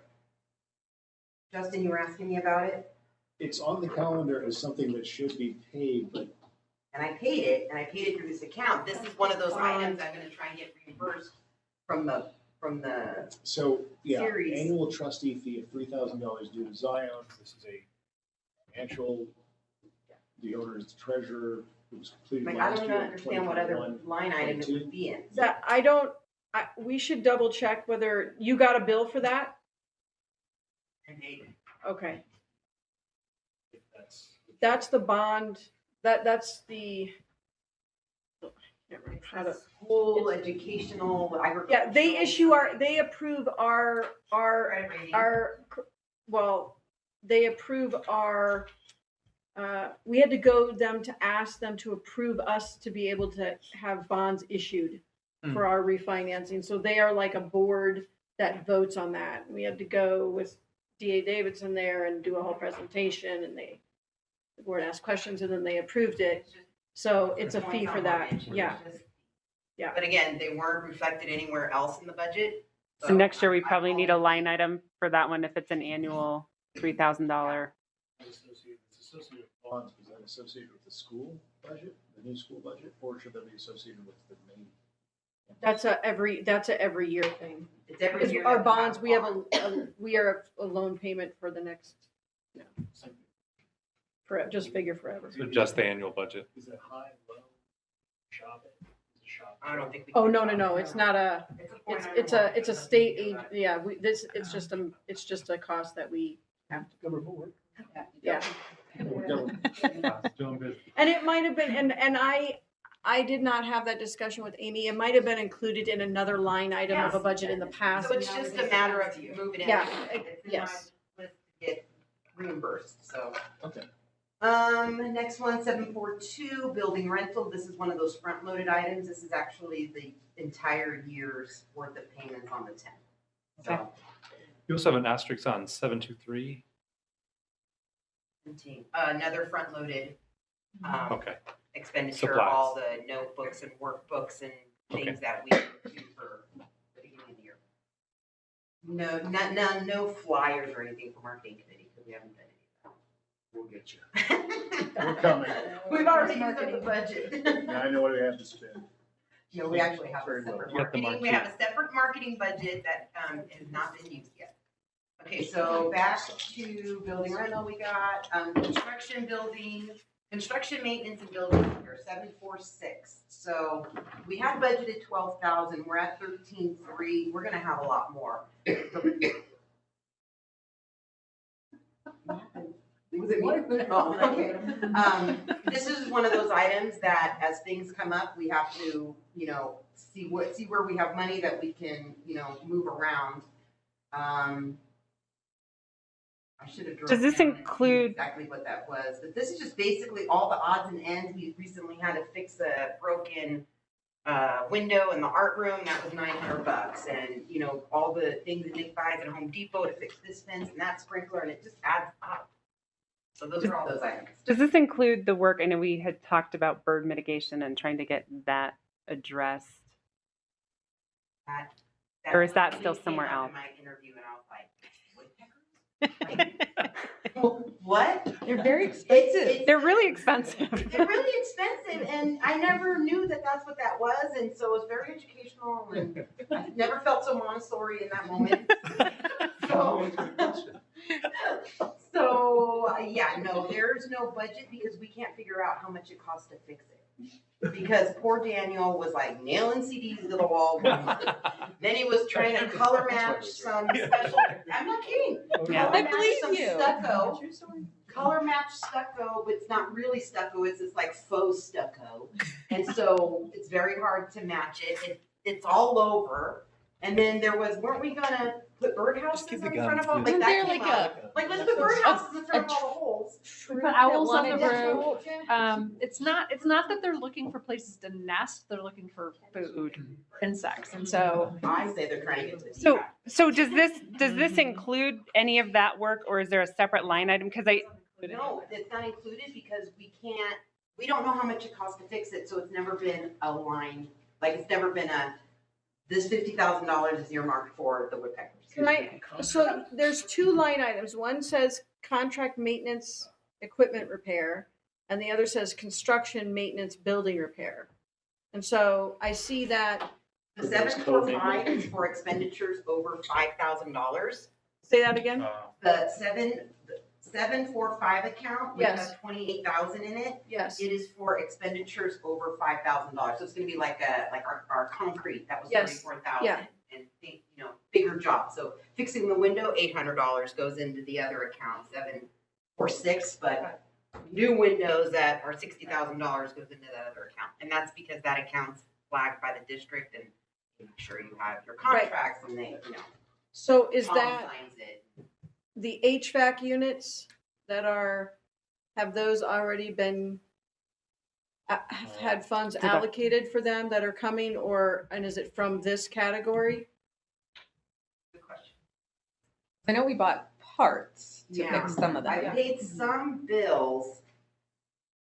And we're still waiting on 3, I think. No, we have 2, we're waiting on 1. One, waiting We on wanna 1. Put them all in at the same time. Yeah. So I feel like I paid for 2 already, I think that's right. but there's no payments. If you look at 745, the Yeah. budget is 28, but I haven't paid anything. There's nothing there, Yeah, right? I'll have to look. This is also through September. Yeah. Yeah. And this last month was a whirlwind, so it could have happened in October and we'll show next month, but I'll make a note to follow up with Ask an Air invoices and where we're at. And I point that out because nothing has been sent from that line item yet, the 28,000. And so it might be that there are 2 line items that are very similar for very similar projects that ultimately it's gonna come out in the wash, right? Mhm. But just as. Oh, look, and I also believe that, and I could be wrong, but I thought Aspen, these HVAC things were like airflow improvement ESSER fund. I think so. So even that's not gonna impact the 28. I believe Yeah, that. so they I'll cover pay my- it through there, but then ESSER kicks the money Yes, back in. Exactly. Okay. So construction, software purchases, we are up. We definitely are up, and it's just, we're using technology more. The teachers are asking for various things. We're now on Raptor. That was an expense we didn't have in the past. Is A it lot of the testing, Is Raptor a one-time or is that an ongoing? it's annual. Is it an annual fee? Is it the same amount each year, 3,000 or So they raise the 1,500? prices. How much is it per year? I wanna say it was 1,800 startup. Yeah, it was less And than that was 2,000. equipment, so it might be less, cause it's just the software. I almost feel like it was gonna be like 600 maybe, so like. But it was the a first one- subscription plan, yeah, like a But the first time I had to Ongoing. get. Yeah. The There's more. the first- materials and all the setup, yes. little printer and all that. But we also are not having to do background checks, which those were $5 a piece Mhm. for every volunteer. So that was, And that was time consuming. and that was what, last year, Jen, was that 4,000 just in background checks? But it was 3 digits for sure, I don't know. Yeah. It's gonna, It's separate from that, That'll yeah. work itself out. yeah. Jen, who has a breakdown of the software requests that you said teachers were putting in? Where would that be? I don't need to write the second, but where would I? I could run it down for you. Okay. Like it's different, like a homeschool had, even though it's something for homeschool, if it's software, I need to put it through that account. Sure, So yeah. it's like they wanted, mystery science and, different things like that. Yeah, I'm just curious what we're looking at, but we can do that later. The bigger costs are the dibbles and maps and, Yeah. things like that. Things Okay. we gotta If do. you send me an email, I will break that down for you. Thank you. Okay, so this is an interesting one. 760 pager, telephone, and modem. We have a $7,200 budget. Haven't spent any of it. And if you go a couple lines past, you'll Pager, see modem, that's a lot. communication line 765. Two of So, those items off just due to history. yeah, I mean, I would never The horse and buggy line. pay a modem fee, so, but obviously that's where our budget money was. So when it's time to, So what are we on for a telephone system? We've got to be paying something there, right? oh yeah, no, I'm paying it on line 765. There's just no budget. No, but that might have been, because we anticipated this year opening this building and we would need to have budget for the I cost. would have gone on a data line. Ah. So it's just old school, old, just reusing the same budget. It's fine, but we don't, now you actually have a voice communication line and it's broken apart from the data communication line. So That's like $300 a month. the one here actually is 175. Okay. There's 2 lines here, one for the alarm, one for the elevator. Yeah, the thing is, it's just money that is not spent. So it's allocated, no, it's money that's not spent. What I'm saying, We can reallocate it. Right, can right. I'm just reallocate. saying, why wouldn't we blend these? Maybe you can't. for do the it next, no, yeah, for the next So we year, should yeah. be earmarking these for the next Yes, fiscal year. yes. I'm only asking all these detailed questions because supposedly I'm supposed to start doing this next year. I'm working ahead. Okay. And everybody does it a different, like, you know, Jen, we're learning Jen's way of how she likes to give us a budget and stuff. It looks different than it has in the past, so, This is one of the easier ones to yeah, yeah. read. You succeed. Okay, so that takes us to the second page. A lot of these things is, like, there's 3% in water and sanitation. The bills just haven't gone through the budget yet. We had a little bit of a bottleneck at the beginning of the year with Ann coming on as new and me being new, and she couldn't approve, and Tom was out of town, and so that all got caught up, but it's still bottlenecked with the district with checks being cut. And you'll notice 781, our lease, and our lease purchase, 781 and 950, which are also huge amounts, are falling in really close to that 25%. So again, that's what matters. Going to materials and supplies, again, how I have budgeted in the past at other schools is you buy a chair and it's a furniture, but we don't have a budget for furniture. Everything gets run through materials and instructional materials, and that's fine. Look at line 810, we only had $1,500 budgeted for office. I'm already at 2,000, so that's something we'll definitely gonna have to adjust for, but like I said, it's $543 over budget, not really a huge amount. Custodial, he's doing really good. He's at 22%. Nick is awesome. He'll come and ask me like, what did we order from Waxy's last year this time? And, you know, like really sensitive to it. He's just great all around. 8200 is another front loaded, but I'm still going to continue to use all year. We're at 118%. I'll probably need to be at like, I foresee 50, 55. I mean, I'm not going to say no when teachers need materials. Copier usage, that's a little high. I hope it goes down. I know there's a ton of copying in the beginning of the year, and that's basically a lot of our overages. So, last but not least, we have meal program supplies. It's at 91%. I have my servery representatives over here. They are so awesome. You guys, they donate and volunteer so much. We are so lucky. So lucky to have you guys. You're so awesome. That being said, being Montessori, we like to, you know, be aware of the earth and what we leave behind. And in general, supplies are hard to get a hold of, but these compostable ones are really, really difficult. I'm having to order 3. I can only order 3 at a time, so I do 6 orders, so that's 6 charges on my credit card. When my credit card's not maxed out every single day because it's on back order, so Anna doesn't have to run to Costco to buy forks. Like, it's insane. So Yeah, or clamshells. can we do the donations again? Because I know we did a couple years ago where you sent out a link. But like Sam's in store doesn't have them. But like, can we get them on Amazon? Because there was like an Amazon. I have to check that out. I've been, yeah. Because if you tell people, send out a link as Well, to what that's it is, the the community will buy some and drop them off during car line. Yeah. Because I think that was Maybe one I'll that. just put together a list with Shannon of things, like, I can't find a sport to save my life. Sam's doesn't have it, Costco doesn't have it, Staples doesn't have it. I like spend tell me they're so cool. much time looking for, you would think we have a gourmet kitchen down there. Like, what are these, you know, obsolete things that we need? Hand in the crowd.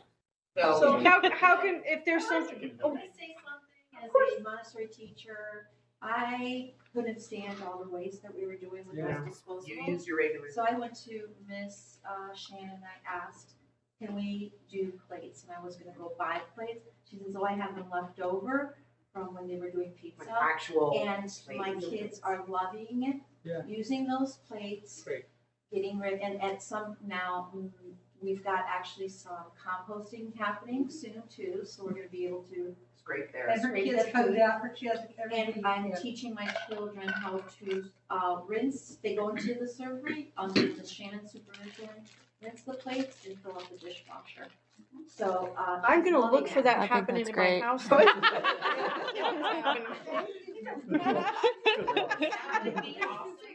And Shannon told me that in the past she used to use these trays.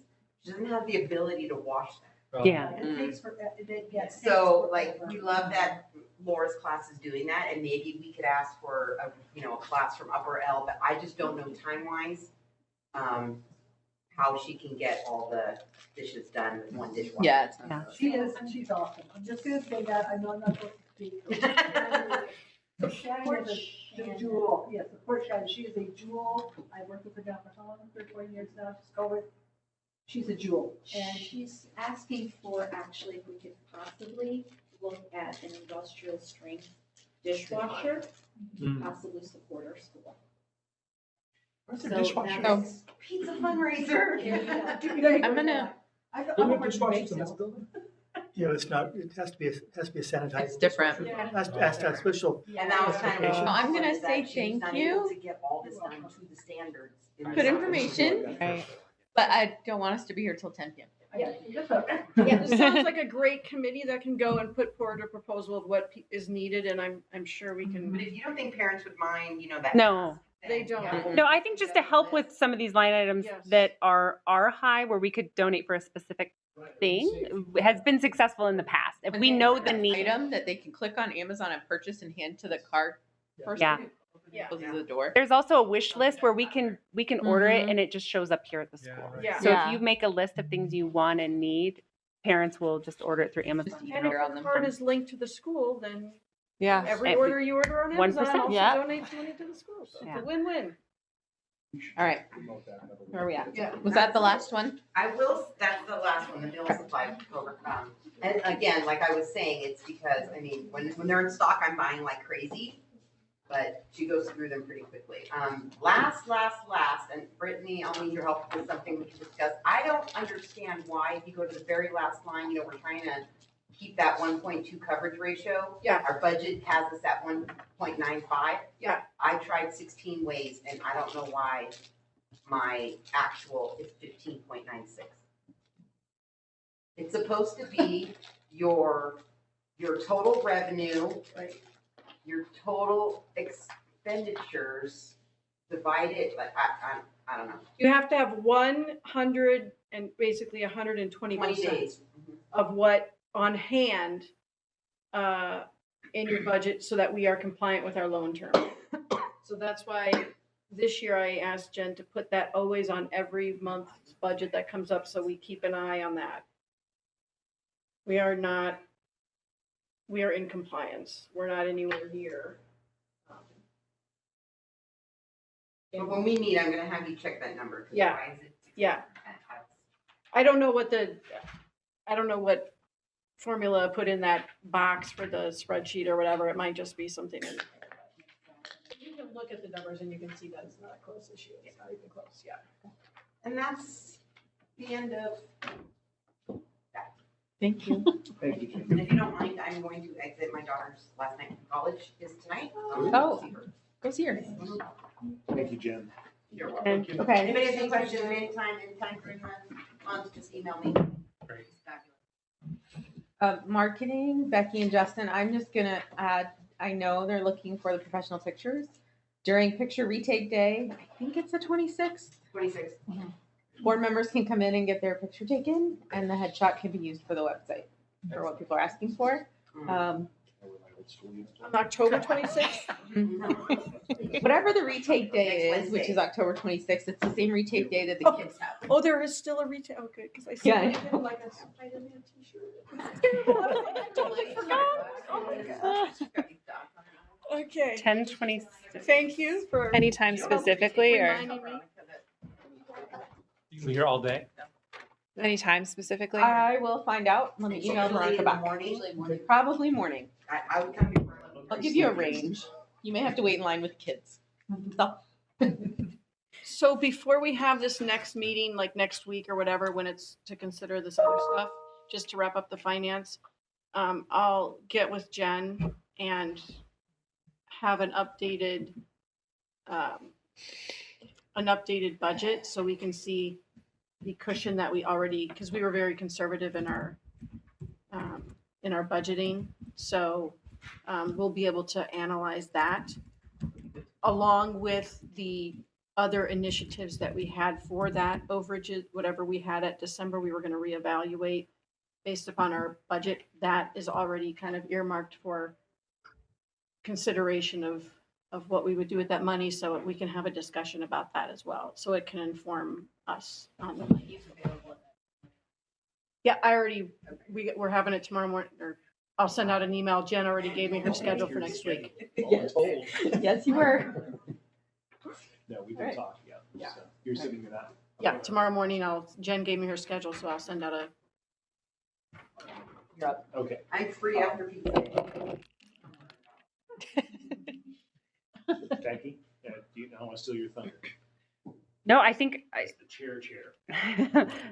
I think as far as getting a meeting on the books, so 1026 is what we're targeting to have our first marketing committee meeting of the year.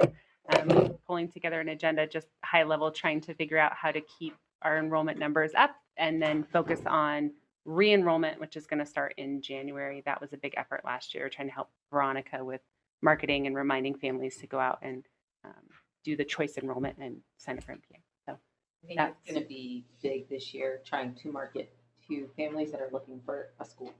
yeah, we specifically called out some of the schools that are closing in our proximity and trying to see if there's an opportunity for kids that want Montessori education to come here instead. So I think that'll be a big part. Community advertisements and HOA newsletters and that kind of thing. So, That was December. Maybe it is December. I'm saying So- January, but it's early. What parent can, in December, I don't know, anyway. Oh, it's It's awful, it's the worst. might look at the Sorry. QR codes again and see if that seemed to uptick some of the enrollment numbers, so that people motivated, sticking the sticker on the kiddos.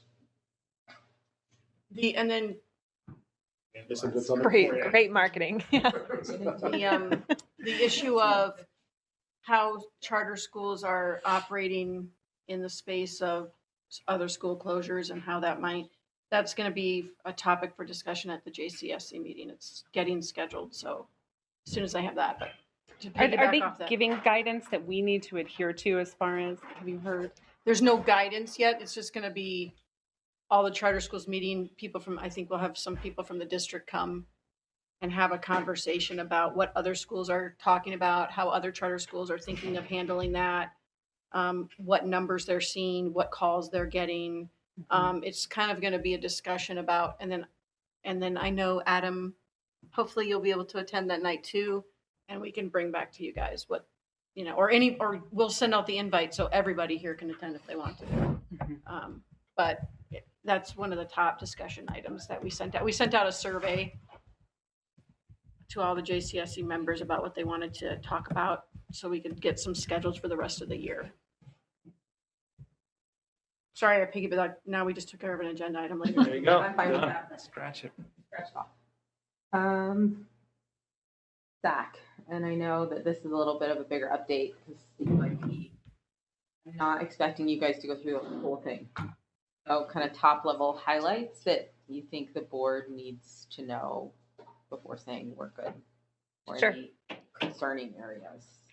So Anne and I are going to tag team on this. I'll just kind of give an overview and also talk a little bit about the process. And then Anne's going to talk about some of the goals. So the UIP is something we have to do every year. It's basically looking at data and trying to reflect on it and think about ways that we can do better. So it's kind of goal setting and setting priorities for improving and just looking at different areas where we're seeing, data that is concerning and maybe trying to find ways to get better. So this is my first year on the board. This is my first UIP, Anne's as well. So we relied pretty heavily on the school accountability and particularly teachers and parents who've been a part of that committee for a long time. I know, Irit, you were on the SAC for a while. So it really was a collaboration among the whole SAC to kind of brainstorm and look at the data. We have a couple of parents who are really into the data, and that was really exciting to kind of see people kind of delve into that and recognize patterns and put things together. So really, really thankful for the SAC and all of the work that they did for that. And very thankful for Anne and her team who put together this draft. So basically we looked at different data, the CMAS data, MAP data, and the DIBELS data, it's the reading, and just classroom kind of evidence data throughout the school year to try to put together a picture of how we're doing.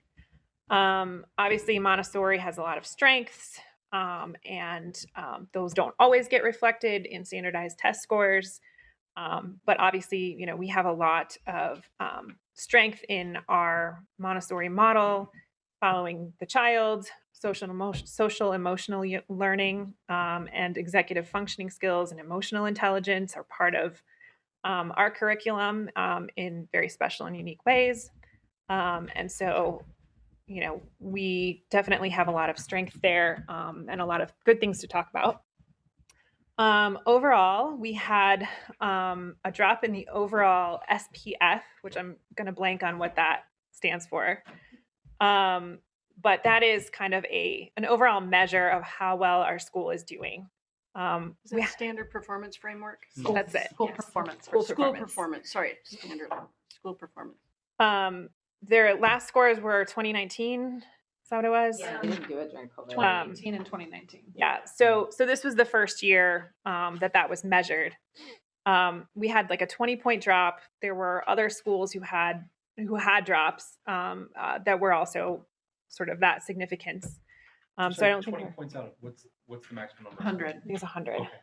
Yeah. So we're still in the meets performance category. So that was definitely a surprise a little bit to see that kind of drop. But I think a lot of it is potentially COVID related. And again, we weren't the only school that saw that. Generally, some weaknesses reflected in some of the test scores regarding math across the board, elementary and middle school. The third and fourth grade ELA, English and Language Arts scores were higher than the district, but then we saw kind of a bump down for fifth grade. So trying to figure out why that could be. And then writing, obviously the writing is on the computer. That could be one reason why our students aren't doing as well on writing. And so I think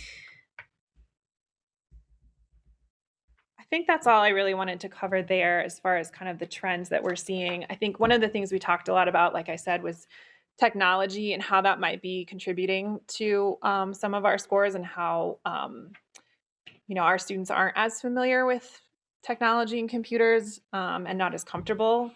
And so, trying to think about ways to improve that still fit into the Montessori approach. And then also just some ideas around and thinking through kind of why we saw certain bumps and decreases in some areas. So I guess I'll turn it over to Anne. If you wanted to add anything about the data that we saw, any bright spots you wanted to focus on, and then maybe talk through some of the specific goals. Yeah, so we identified 3 main priority performance challenges and then looked at root causes for those particular areas of decline, and then develop major improvement strategies to address those performance challenges. So we identified academic growth in math for 4th and 5th graders has dropped 3 years in a row. So we're currently at 74% of our 4th and 5th graders not meeting expectations in math. And that's on CMAS, right? CMAS. In MAP, that's there's similar. So at MAP growth last year, 62% did not meet expectations. So there's some parallels there and between MAP and CMAS. And then, so also another one is academic growth in ELA for elementary students, and our GT students' performance has declined. So so what the state does with the SPF is they look at the whole overall performance score as the school, but they also break it up into elementary and middle because that's just how the state does it. And so our elementary has dipped into the yellow, into improvement. Overall, our school is still in green as a performance school, but only by 1.7. So the cutoff is 53, and we're at 54.7. So it's something definitely for us to be focusing on, and that's the purpose of the UIP and developing strategies to improve it. The challenge with the SPF this year is that they created this using 2 years worth of data, but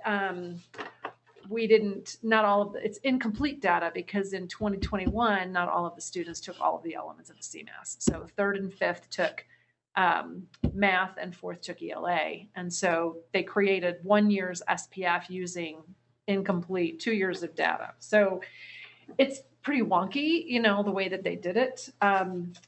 But in developing our priority performance challenges and then our improvement strategies, looking also in developing some target goals, we created some that are growth related, which is our biggest area of need, really is our median growth percentile, as well as an achievement goal, and using not just CMS, but MAP and Acadience goals. So that's it in a nutshell. Questions?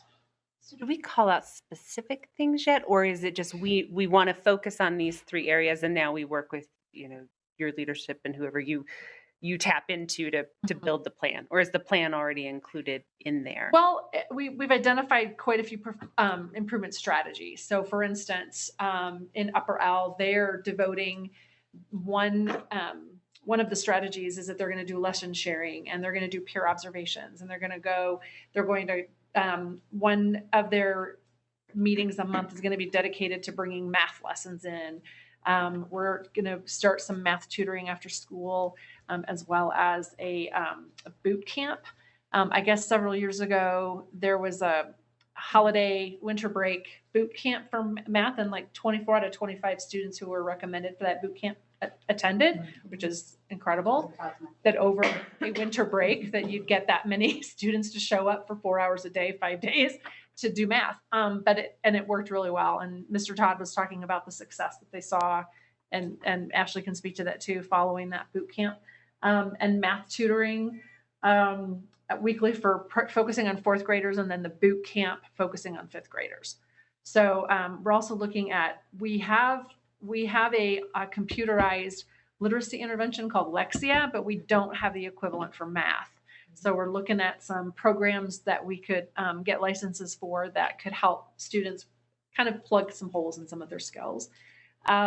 Teachers had some great conversations at the beginning of the year, and we had a math professional developer, a Montessori math specific speaker come in and we switched it up. We were going to do literacy, have Betsy Lockhart come in and do a literacy PD, and we got our CMAS data like 2 or 3 days or a couple of days before that.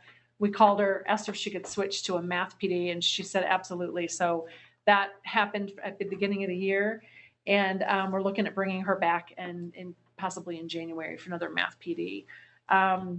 And so there were some great discussions at the time too of that, online testing is an abstract environment, and Montessori pedagogy is rooted in the concrete. And so bridging what's great about Montessori and helping students with bridging into an abstract testing environment.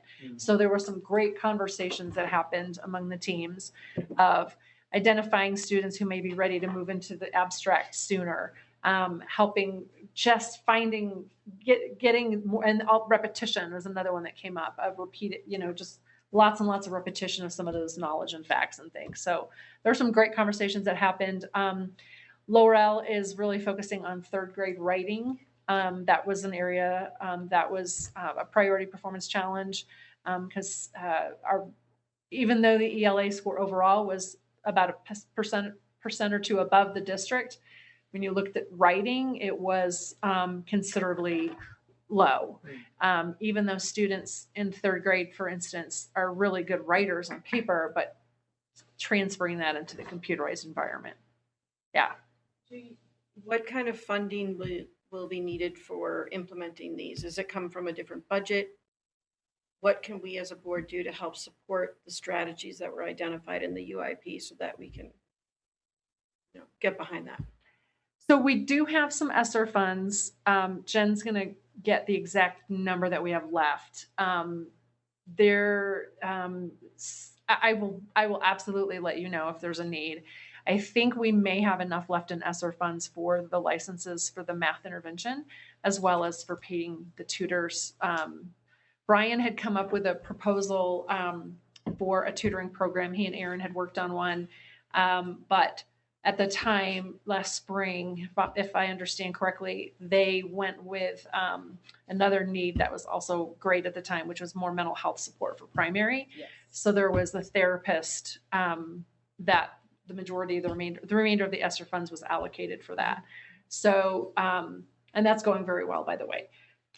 But it looks like there's a little bit of left over that we may be able to use. So there might be maybe some shifting of some money from buckets to cover the tutoring program. I think we're good with the math interventions, but possibly the tutoring program and the boot camp, maybe paying for tutors, because I think it's $50 an hour for our math tutors. Just as a reminder, our budget we act like we don't get ESSER funds. So that budget that is passed doesn't account for any of those ESSER funds that are going to come in, and they're going to wipe out some of those expenditures we've had. So for those who are newer and those who aren't sure, ESSER funds are, and therefore, can you fill in those blanks? Yes, they're federal. Oh, go ahead, Ann. Sorry, they're there to help close the achievement gap that was caused because of COVID. So any losses that schools saw in student achievement, the funds are there to help schools regain those achievement gaps. So using it for the strategies listed in the UIP is an exact. Right. They're federal monies that were transferred to the state, to the district, and then we get a portion of that, but we wait. The district has to decide how they're going to allocate it and what percentage. That's all been decided already, but that's why the money just doesn't come directly to us. And so we wait a long time and we don't get the money, but the schools are supposed to plan on how they're going to spend it without knowing that they've got it or exactly the number they're going to get, which is so crazy. But anyway, I won't go off on that tangent, but good. I'm glad that there's funds because I want to make sure that we support those efforts. Yeah. Do we have a number? Do we have a general ballpark? What that's going to be? Jen's checking what we have. So this year we're still in what they call ESSER 2. Okay. And that's what there's still a little bit left over that hasn't been allocated. And I think I'm not sure yet what that number is. Jen's got to do a little bit of work to figure that out. But then next year we have ESSER 3, but we won't even start really looking at that until probably February, March. Okay. Till we know what that number is. I think it's going to be in the area of around 200,000, but it's very, like you have to spend it on very specific things or. Has to all be for bringing students for any achievement loss related to COVID, closing those gaps. There was some in the goals. There was professional development too for math. I don't know if that's already a line item or if that's something else. We need to plan extra for. We have a budget for that. We do have a budget. Professional development is one of those things that during the COVID years, that was something that not a lot of that happened anywhere, for anybody. And so I would love to see that being, when you think about what you want to provide for your students, for your teachers, it's the curriculum, and our curriculum is Montessori materials. So Montessori materials and training for teachers. So those are the two things, that we want to always provide for our teachers. We have $15,000 budgeted for professional development. Yeah. We have some and consultants and speakers and trainers, their fees vary greatly. Some of them do it for a very nominal amount, and then some, so we have And like, so for instance, the keyboarding typing program that the lower L is using is a free online program. So there are some things out there that are very low cost. Anybody else have other questions about the UIP? It needs to get turned in. Yes, so it is due the 26th? 25th. 25th. So I don't know if we have to Yes. approve it. Yes, we do. Does the SAC committee recommend that we approve it as drafted? Yes. Second. Yeah, I just was asking What the recommendation of the SAC Yes, committee the was. SAC, we had 2 meetings and exchanged a few drafts, and I think it's in a really good spot. I move to approve the proposed UIP from the SAC committee for 2022-2023 school year. Second.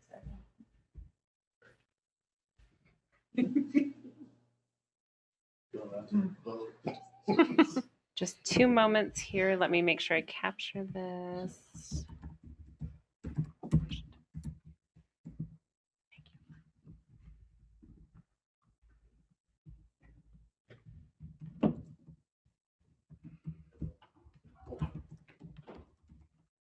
Okay, Adam? Yes. Hey, Yes. Irving? Emily? Yes. Ashley? Justin? Yes. Eve? Yes. Terry? Yeah. Okay, and that motion passes.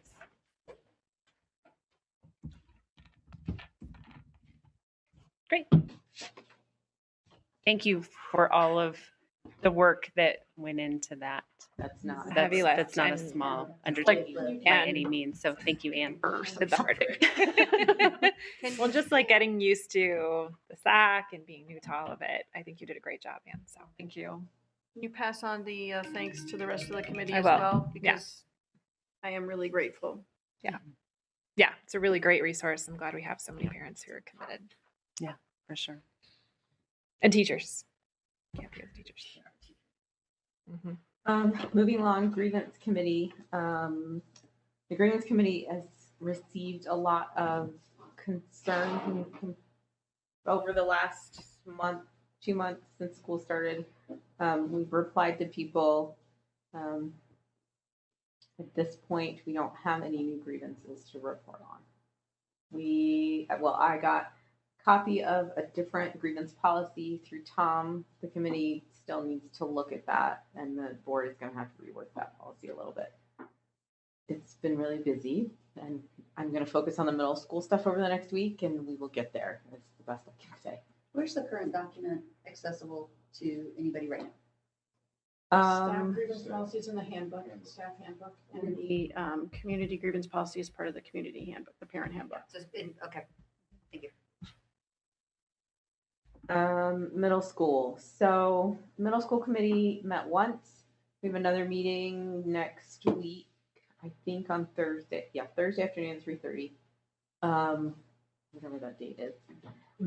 So we talked about the ideas related to trying to figure out curriculum, AMS versus AMI, looking at the idea that MPA is probably a little bit in the middle, trying to figure out, next meeting we'll talk about consultant, any tours that people took of different schools, what do we need to know from the community, and we're going to be looking at budget a lot because we are looking at the idea of do we start with 10 kids, 12 kids, or 15? For how big that program is. If you can imagine, $9,000 per student, you're looking at 10 students versus 15, you have a very different budget you're working with. So that affects salaries and how many staff we can bring in. The idea at this point is to bring in a main kind of staff person that could be the director and then maybe a part-time or an assistant teacher of some sort that would do other subjects. And the main director would help make decisions and be a part of that process for how the program grows. We'd start with 7th grade only, then move to 7th and 8th. It would just be one classroom to start and then program expansion from there. I think that's it for now. Do we feel comfortable at this point saying, regardless of what happens with our building, we have space to accommodate a middle school? Or is middle school still dependent on the building for next year? it's dependent on the building because we can't put them across the street, I don't think. So the committee is working to develop a program knowing that we are dependent on the construction. Also with the idea that any job posting we put out there says we're working on this, we're hoping to open in the fall, we are dependent on some construction stuff. So people who are interested in that kind of position know that there is some, it's like parallel lines that they have to come together, whatever that term. Convergence. Thank you. She taught it to me. So, but this meeting next week, like, let's say we're gonna, I'm saying next week, but I don't know the date, we haven't. Scheduled that. So this meeting next week is going to solidify that one way or the other. So to me, it doesn't seem like this is a 6 month down the road. This is, by next week, there will be clarity. If this is approved in the scope of work that we got, it includes the classrooms upstairs for the middle school. And we So- can feel comfortable saying we'll have Yeah. the space and that we can move forward. Okay. Because I'm just thinking of that now December deadline that I was thinking was January Parents, deadline yep. for parents to be able to choose a school. Yep. And we realize that. But it's one of those things where we had to get going. Yeah. Or we'd never get there. Yeah. That's why I was just hopeful that we had a spot for them, in the temp room or something that even if this took an extra 6 months, there was somewhere for them to reside. But it really is 100%. We have to have this space to. I don't know that there's room in the temp buildings for the homeschool to share that space. Yeah. If we didn't remove the temp buildings yet and the homeschool area down here got done and we were behind on material up there, maybe we'd have some wiggle room for a couple months, but it wouldn't be ideal. No, it wouldn't be ideal, but I'm just trying to think of contingency, Yeah. Because the worst situation would be construction gets delayed on the middle school building. We have families signed up Enrolled. and Yeah. and where do they go? But if the homeschool is here and that building is still there, 100% agree it's not the ideal, but just trying to We think. say we're just waiting on materials, kind of thing behind. I think we're we'll going know to a take lot it one this- step at a time. I think we'll know a lot more once we get the contractor in here and make a decision on that. through. And Yeah. that contractor says, this is when we're doing it. And then we figure 30% later than what they're saying and add that on to that. So Yeah. we'll know, I think, a little bit more. After that. And then I agree, we need to, we have a time where we have to communicate yes or no Mhm. for 2023 or not, because parents gonna be. And Beth has told me she has some possible leads on people who might be interested in taking that role as a teacher in the middle school. Some feelers have been put out, and the people who have expressed interest to her, I don't even know their names, have been told the reality of our situation. Does that include a director? Or I'll Dr. tell you Walker? more next time. Okay. It was kind of an impassing. I have some leads, and I was like, okay, can I schedule a time? Can I schedule another time for this committee? And I think was it Adam that said it last time, it's just very, those conversations need to happen all the time just so we can have feelers out, but nothing is going to happen until there's some concrete planning and approval and it's openly discussed in board meetings. And so everybody will be aware and informed of it before that happens for sure. That's where we're at. I will work on a question. Great. Moving on, agenda item number 10, staff stuff. I'll let you speak to that. We started a survey. We only have 16 responses right now. And so Anna and I talked a little, I think we'll have more valuable data next time. So I'm not. So we're gonna keep the same questions? Yeah, keep the Okay. same questions, which is basically just strongly, what level of agree or disagree do you have with some things here? So, but I think it'll be much more valuable with a larger sample. Other than that, I don't really have a ton to add. Everybody's just cranking in conferences and busy month. History. Come on.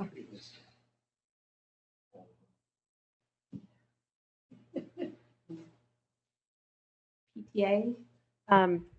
I should have thanked all the PTA while they were here. There's still a few, still a couple. So just continuing to see increase in PTA involvement, which is incredible. I mean, month after month, it's growing and has been steadily since last year. So it's really nice to see. Amanda did a wonderful job of representing all the positive things that have come out. I think the one that they really wanted to make sure the board was aware of and coordinating with is the work towards the playground. So having that commitment that the PTA is, interested in establishing a committee and starting to explore it is huge, because it's been something for a long time that I know the board has been working on and hasn't been able to budget. So the fact that they're willing to take that on, I think is just, it's huge. And Amanda had reached out for back in when we were originally getting some budgeting quotes for the design of a playground.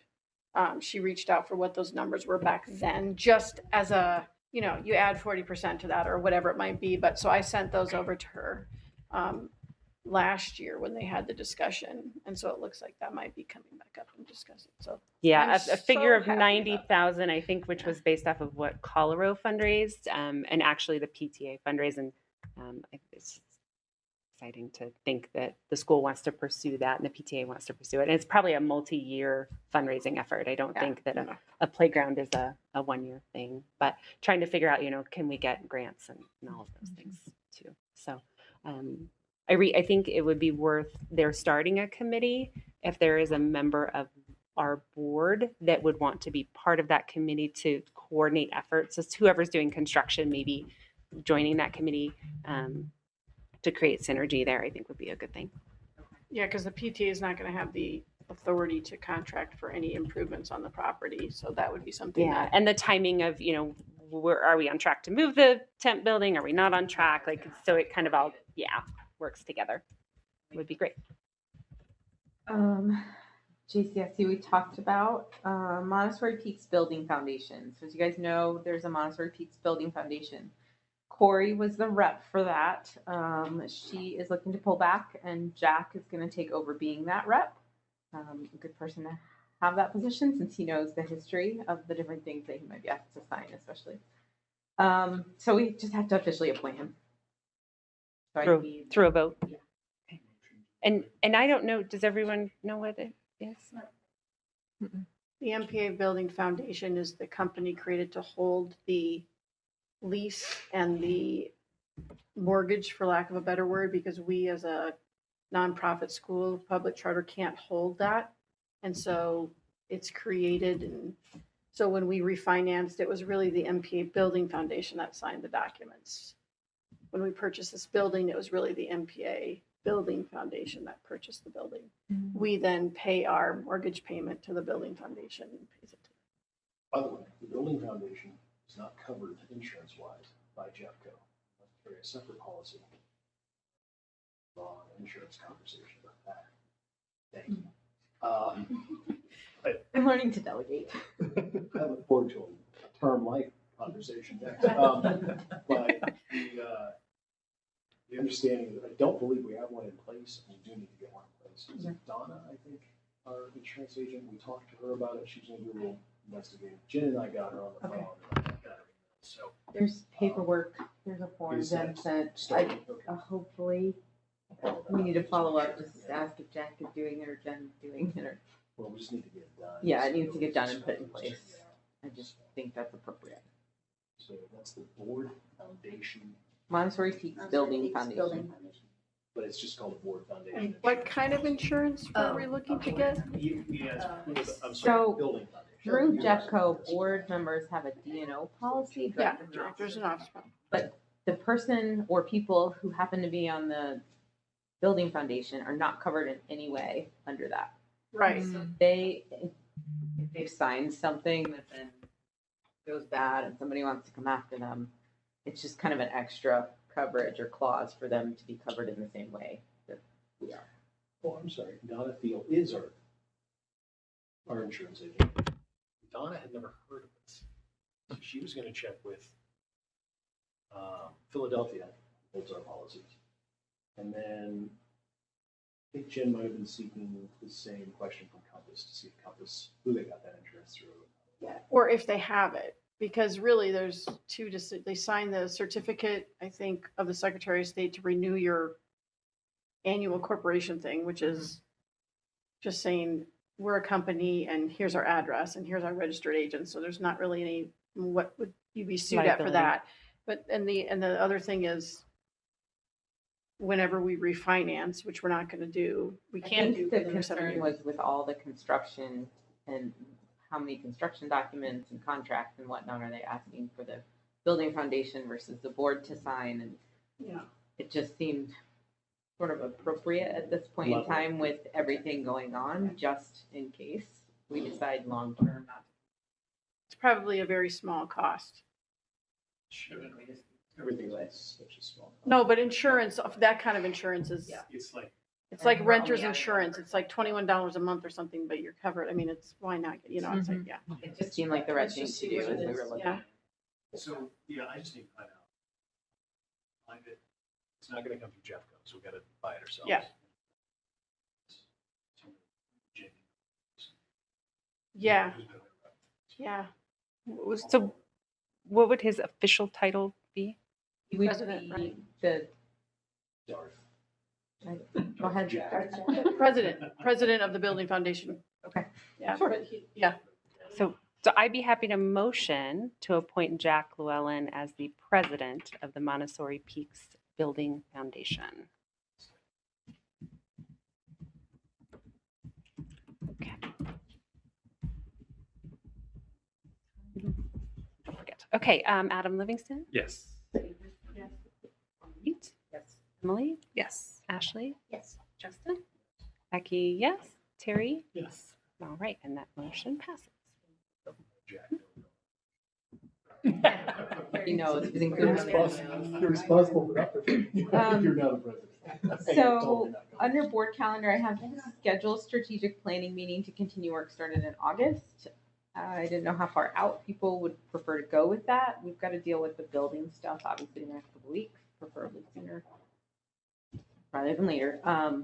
So just wanted to get people's ideas on kind of what to look at with that, because if we never schedule something, we're never going to do it. Would like to say before the holiday chaos of year end would be better for me personally, and open to others, but early November timeframe, I feel like, so that we can enjoy the holidays, and this is hopefully kind of in a good place. So if we're gonna meet to have a strategic plan, we need to be ready to have the meeting. I don't think it does us any good to sit around for 4 hours and just speculate about stuff. Well, so, and I don't mean that sarcastically. I mean, we really want to have informed decisions and discussions. So Need to is a wait until the survey gonna survey go, goes yeah, out. that's gonna go out? I mean, what would we really be meeting about? What's our objective? I If thought there's we- nothing- January, knowing that we may have additional meetings to deal with the building stuff. I thought we needed to give clarity, though, to Anne and to the school about at least our high level. So I thought we really needed something at least more concrete to say these are our 4 objectives. Maybe we don't have all the answers. Maybe we don't have all of the sub bullets, but I think we are kind of right now running without at least a high level strategic plan that I think we need to put in place is my 2 cents. And then, yes, I agree. I don't think, it makes sense to come up with every goal. It's not fair to ask Anne at this point to say, here's all of her goals, which we've talked about, but we need a high level framework that we're not working within right now. And I think we need to get back to. Good. First week of December. Give a little bit more time trying to get the survey out. Is that going to inform? It's supposed to inform us. But more the sub goals, right? Like I'm thinking I don't want to delve too deep into everything, but I thought we had some work to do to even come up with what are our 4. Yeah, and then that doesn't rush Adam or that work. It would just allow us to say, here is our strategic plan. So I think we got through 3 of the 5 at our last meeting. So we really did some work on the 3, wordsmith and changed some things that we thought. So it's really those remaining 2. Yeah. And those remaining 2, if I'm not mistaken, have to do with the building or No. No, I'm not logged in online. I can't remember. I can't remember either. Darn it, I can't remember. But anyway, well, we do have something in place. What we have in place is what is What just we've the had old one. before, Right, exactly. right, So right. maybe it would be beneficial to finish those other two, the wording, because we had this discussion, and maybe clean that up and then decide on the wording of that, adopt it, and then we can do when we have the more information, we can go back and say, okay, with this information, which of these goals does this plug into? Yeah. But at least we could get it up on our website, published, revised, updated with some clear, Be a little bit of a shorter meeting, so we're not going to do all the. Yeah, yeah. maybe 2 hours instead of 4. Because it was averaging what, about an hour per bullet. Yeah.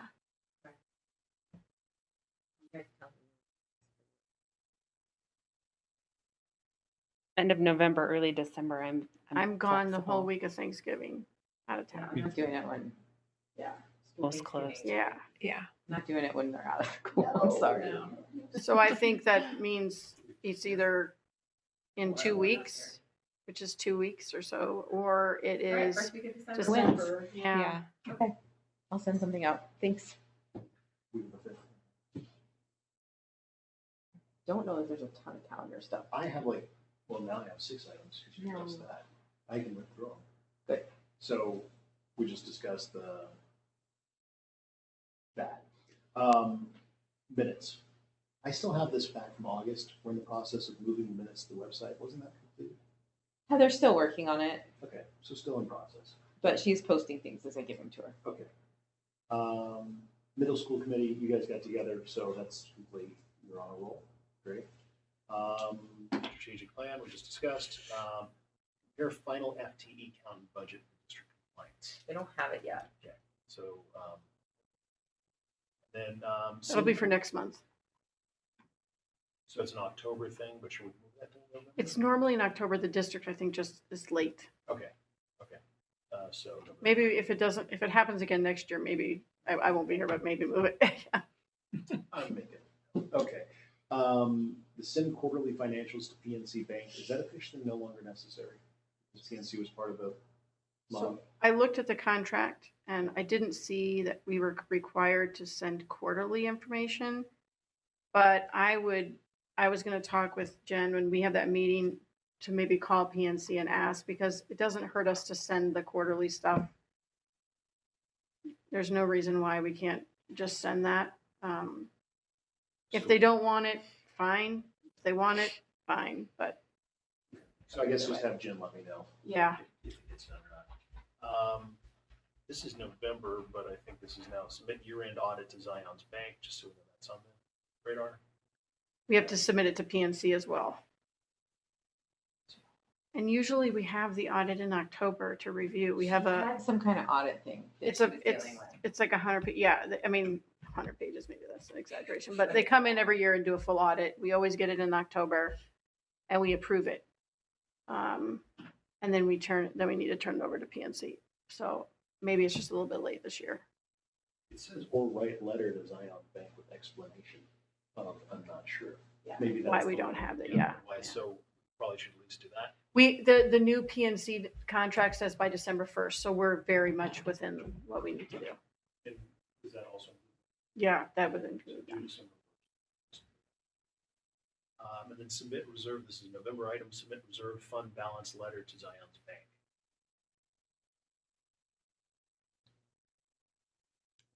We'll have to ask Jen about that. All of that is kind of in flux when we refinanced, and those are old bullet marks from when we were under our previous financing, so I don't know if they still apply right now. All right. The minutes. So I sent them out in a separate email. Sorry, everybody. I hope you have had a chance to look at them. Any concerns or questions? I motion to approve the general board meeting minutes from the September 20th, 2022 meeting. Second.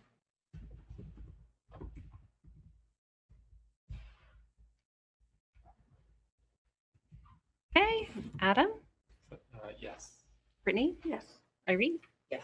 Emily, Yes. Ashley, Yes. Justin, Yes. yes, Terry. Yes. Oh, wait a minite, Terry, were you at the meeting? Oh, I don't know if he was in Okay, an so official you have to abstain. There you capacity. go. Yep. Yes, okay. Mhm. Thank you, I'll abstain. I read them. He looks like an There you accurate go, account there of you the go. day. Okay, wonderful.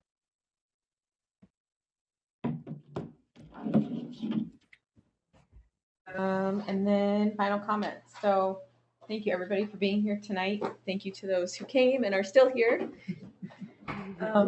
And thank you to all the teachers. I know it's been a very busy month, October, for all the staff. We have the UIP, we have conferences, we have other things going on within the school. We're trying to get the middle school going. So everybody, thank you so much for putting in all the effort in all different areas in order to keep us afloat. When's our next regular meeting? The third Wednesday of November. I think, oh no, this year we looked at, that falls before the, yeah, To change it. we didn't have to, that's right. Wednesday or Tuesday? Tuesday. Yeah, okay, thank you, okay. The third. November 15th. Thank you. Yes. The next in-person one is scheduled to be in. I'm like leaving it. With that, I'm gonna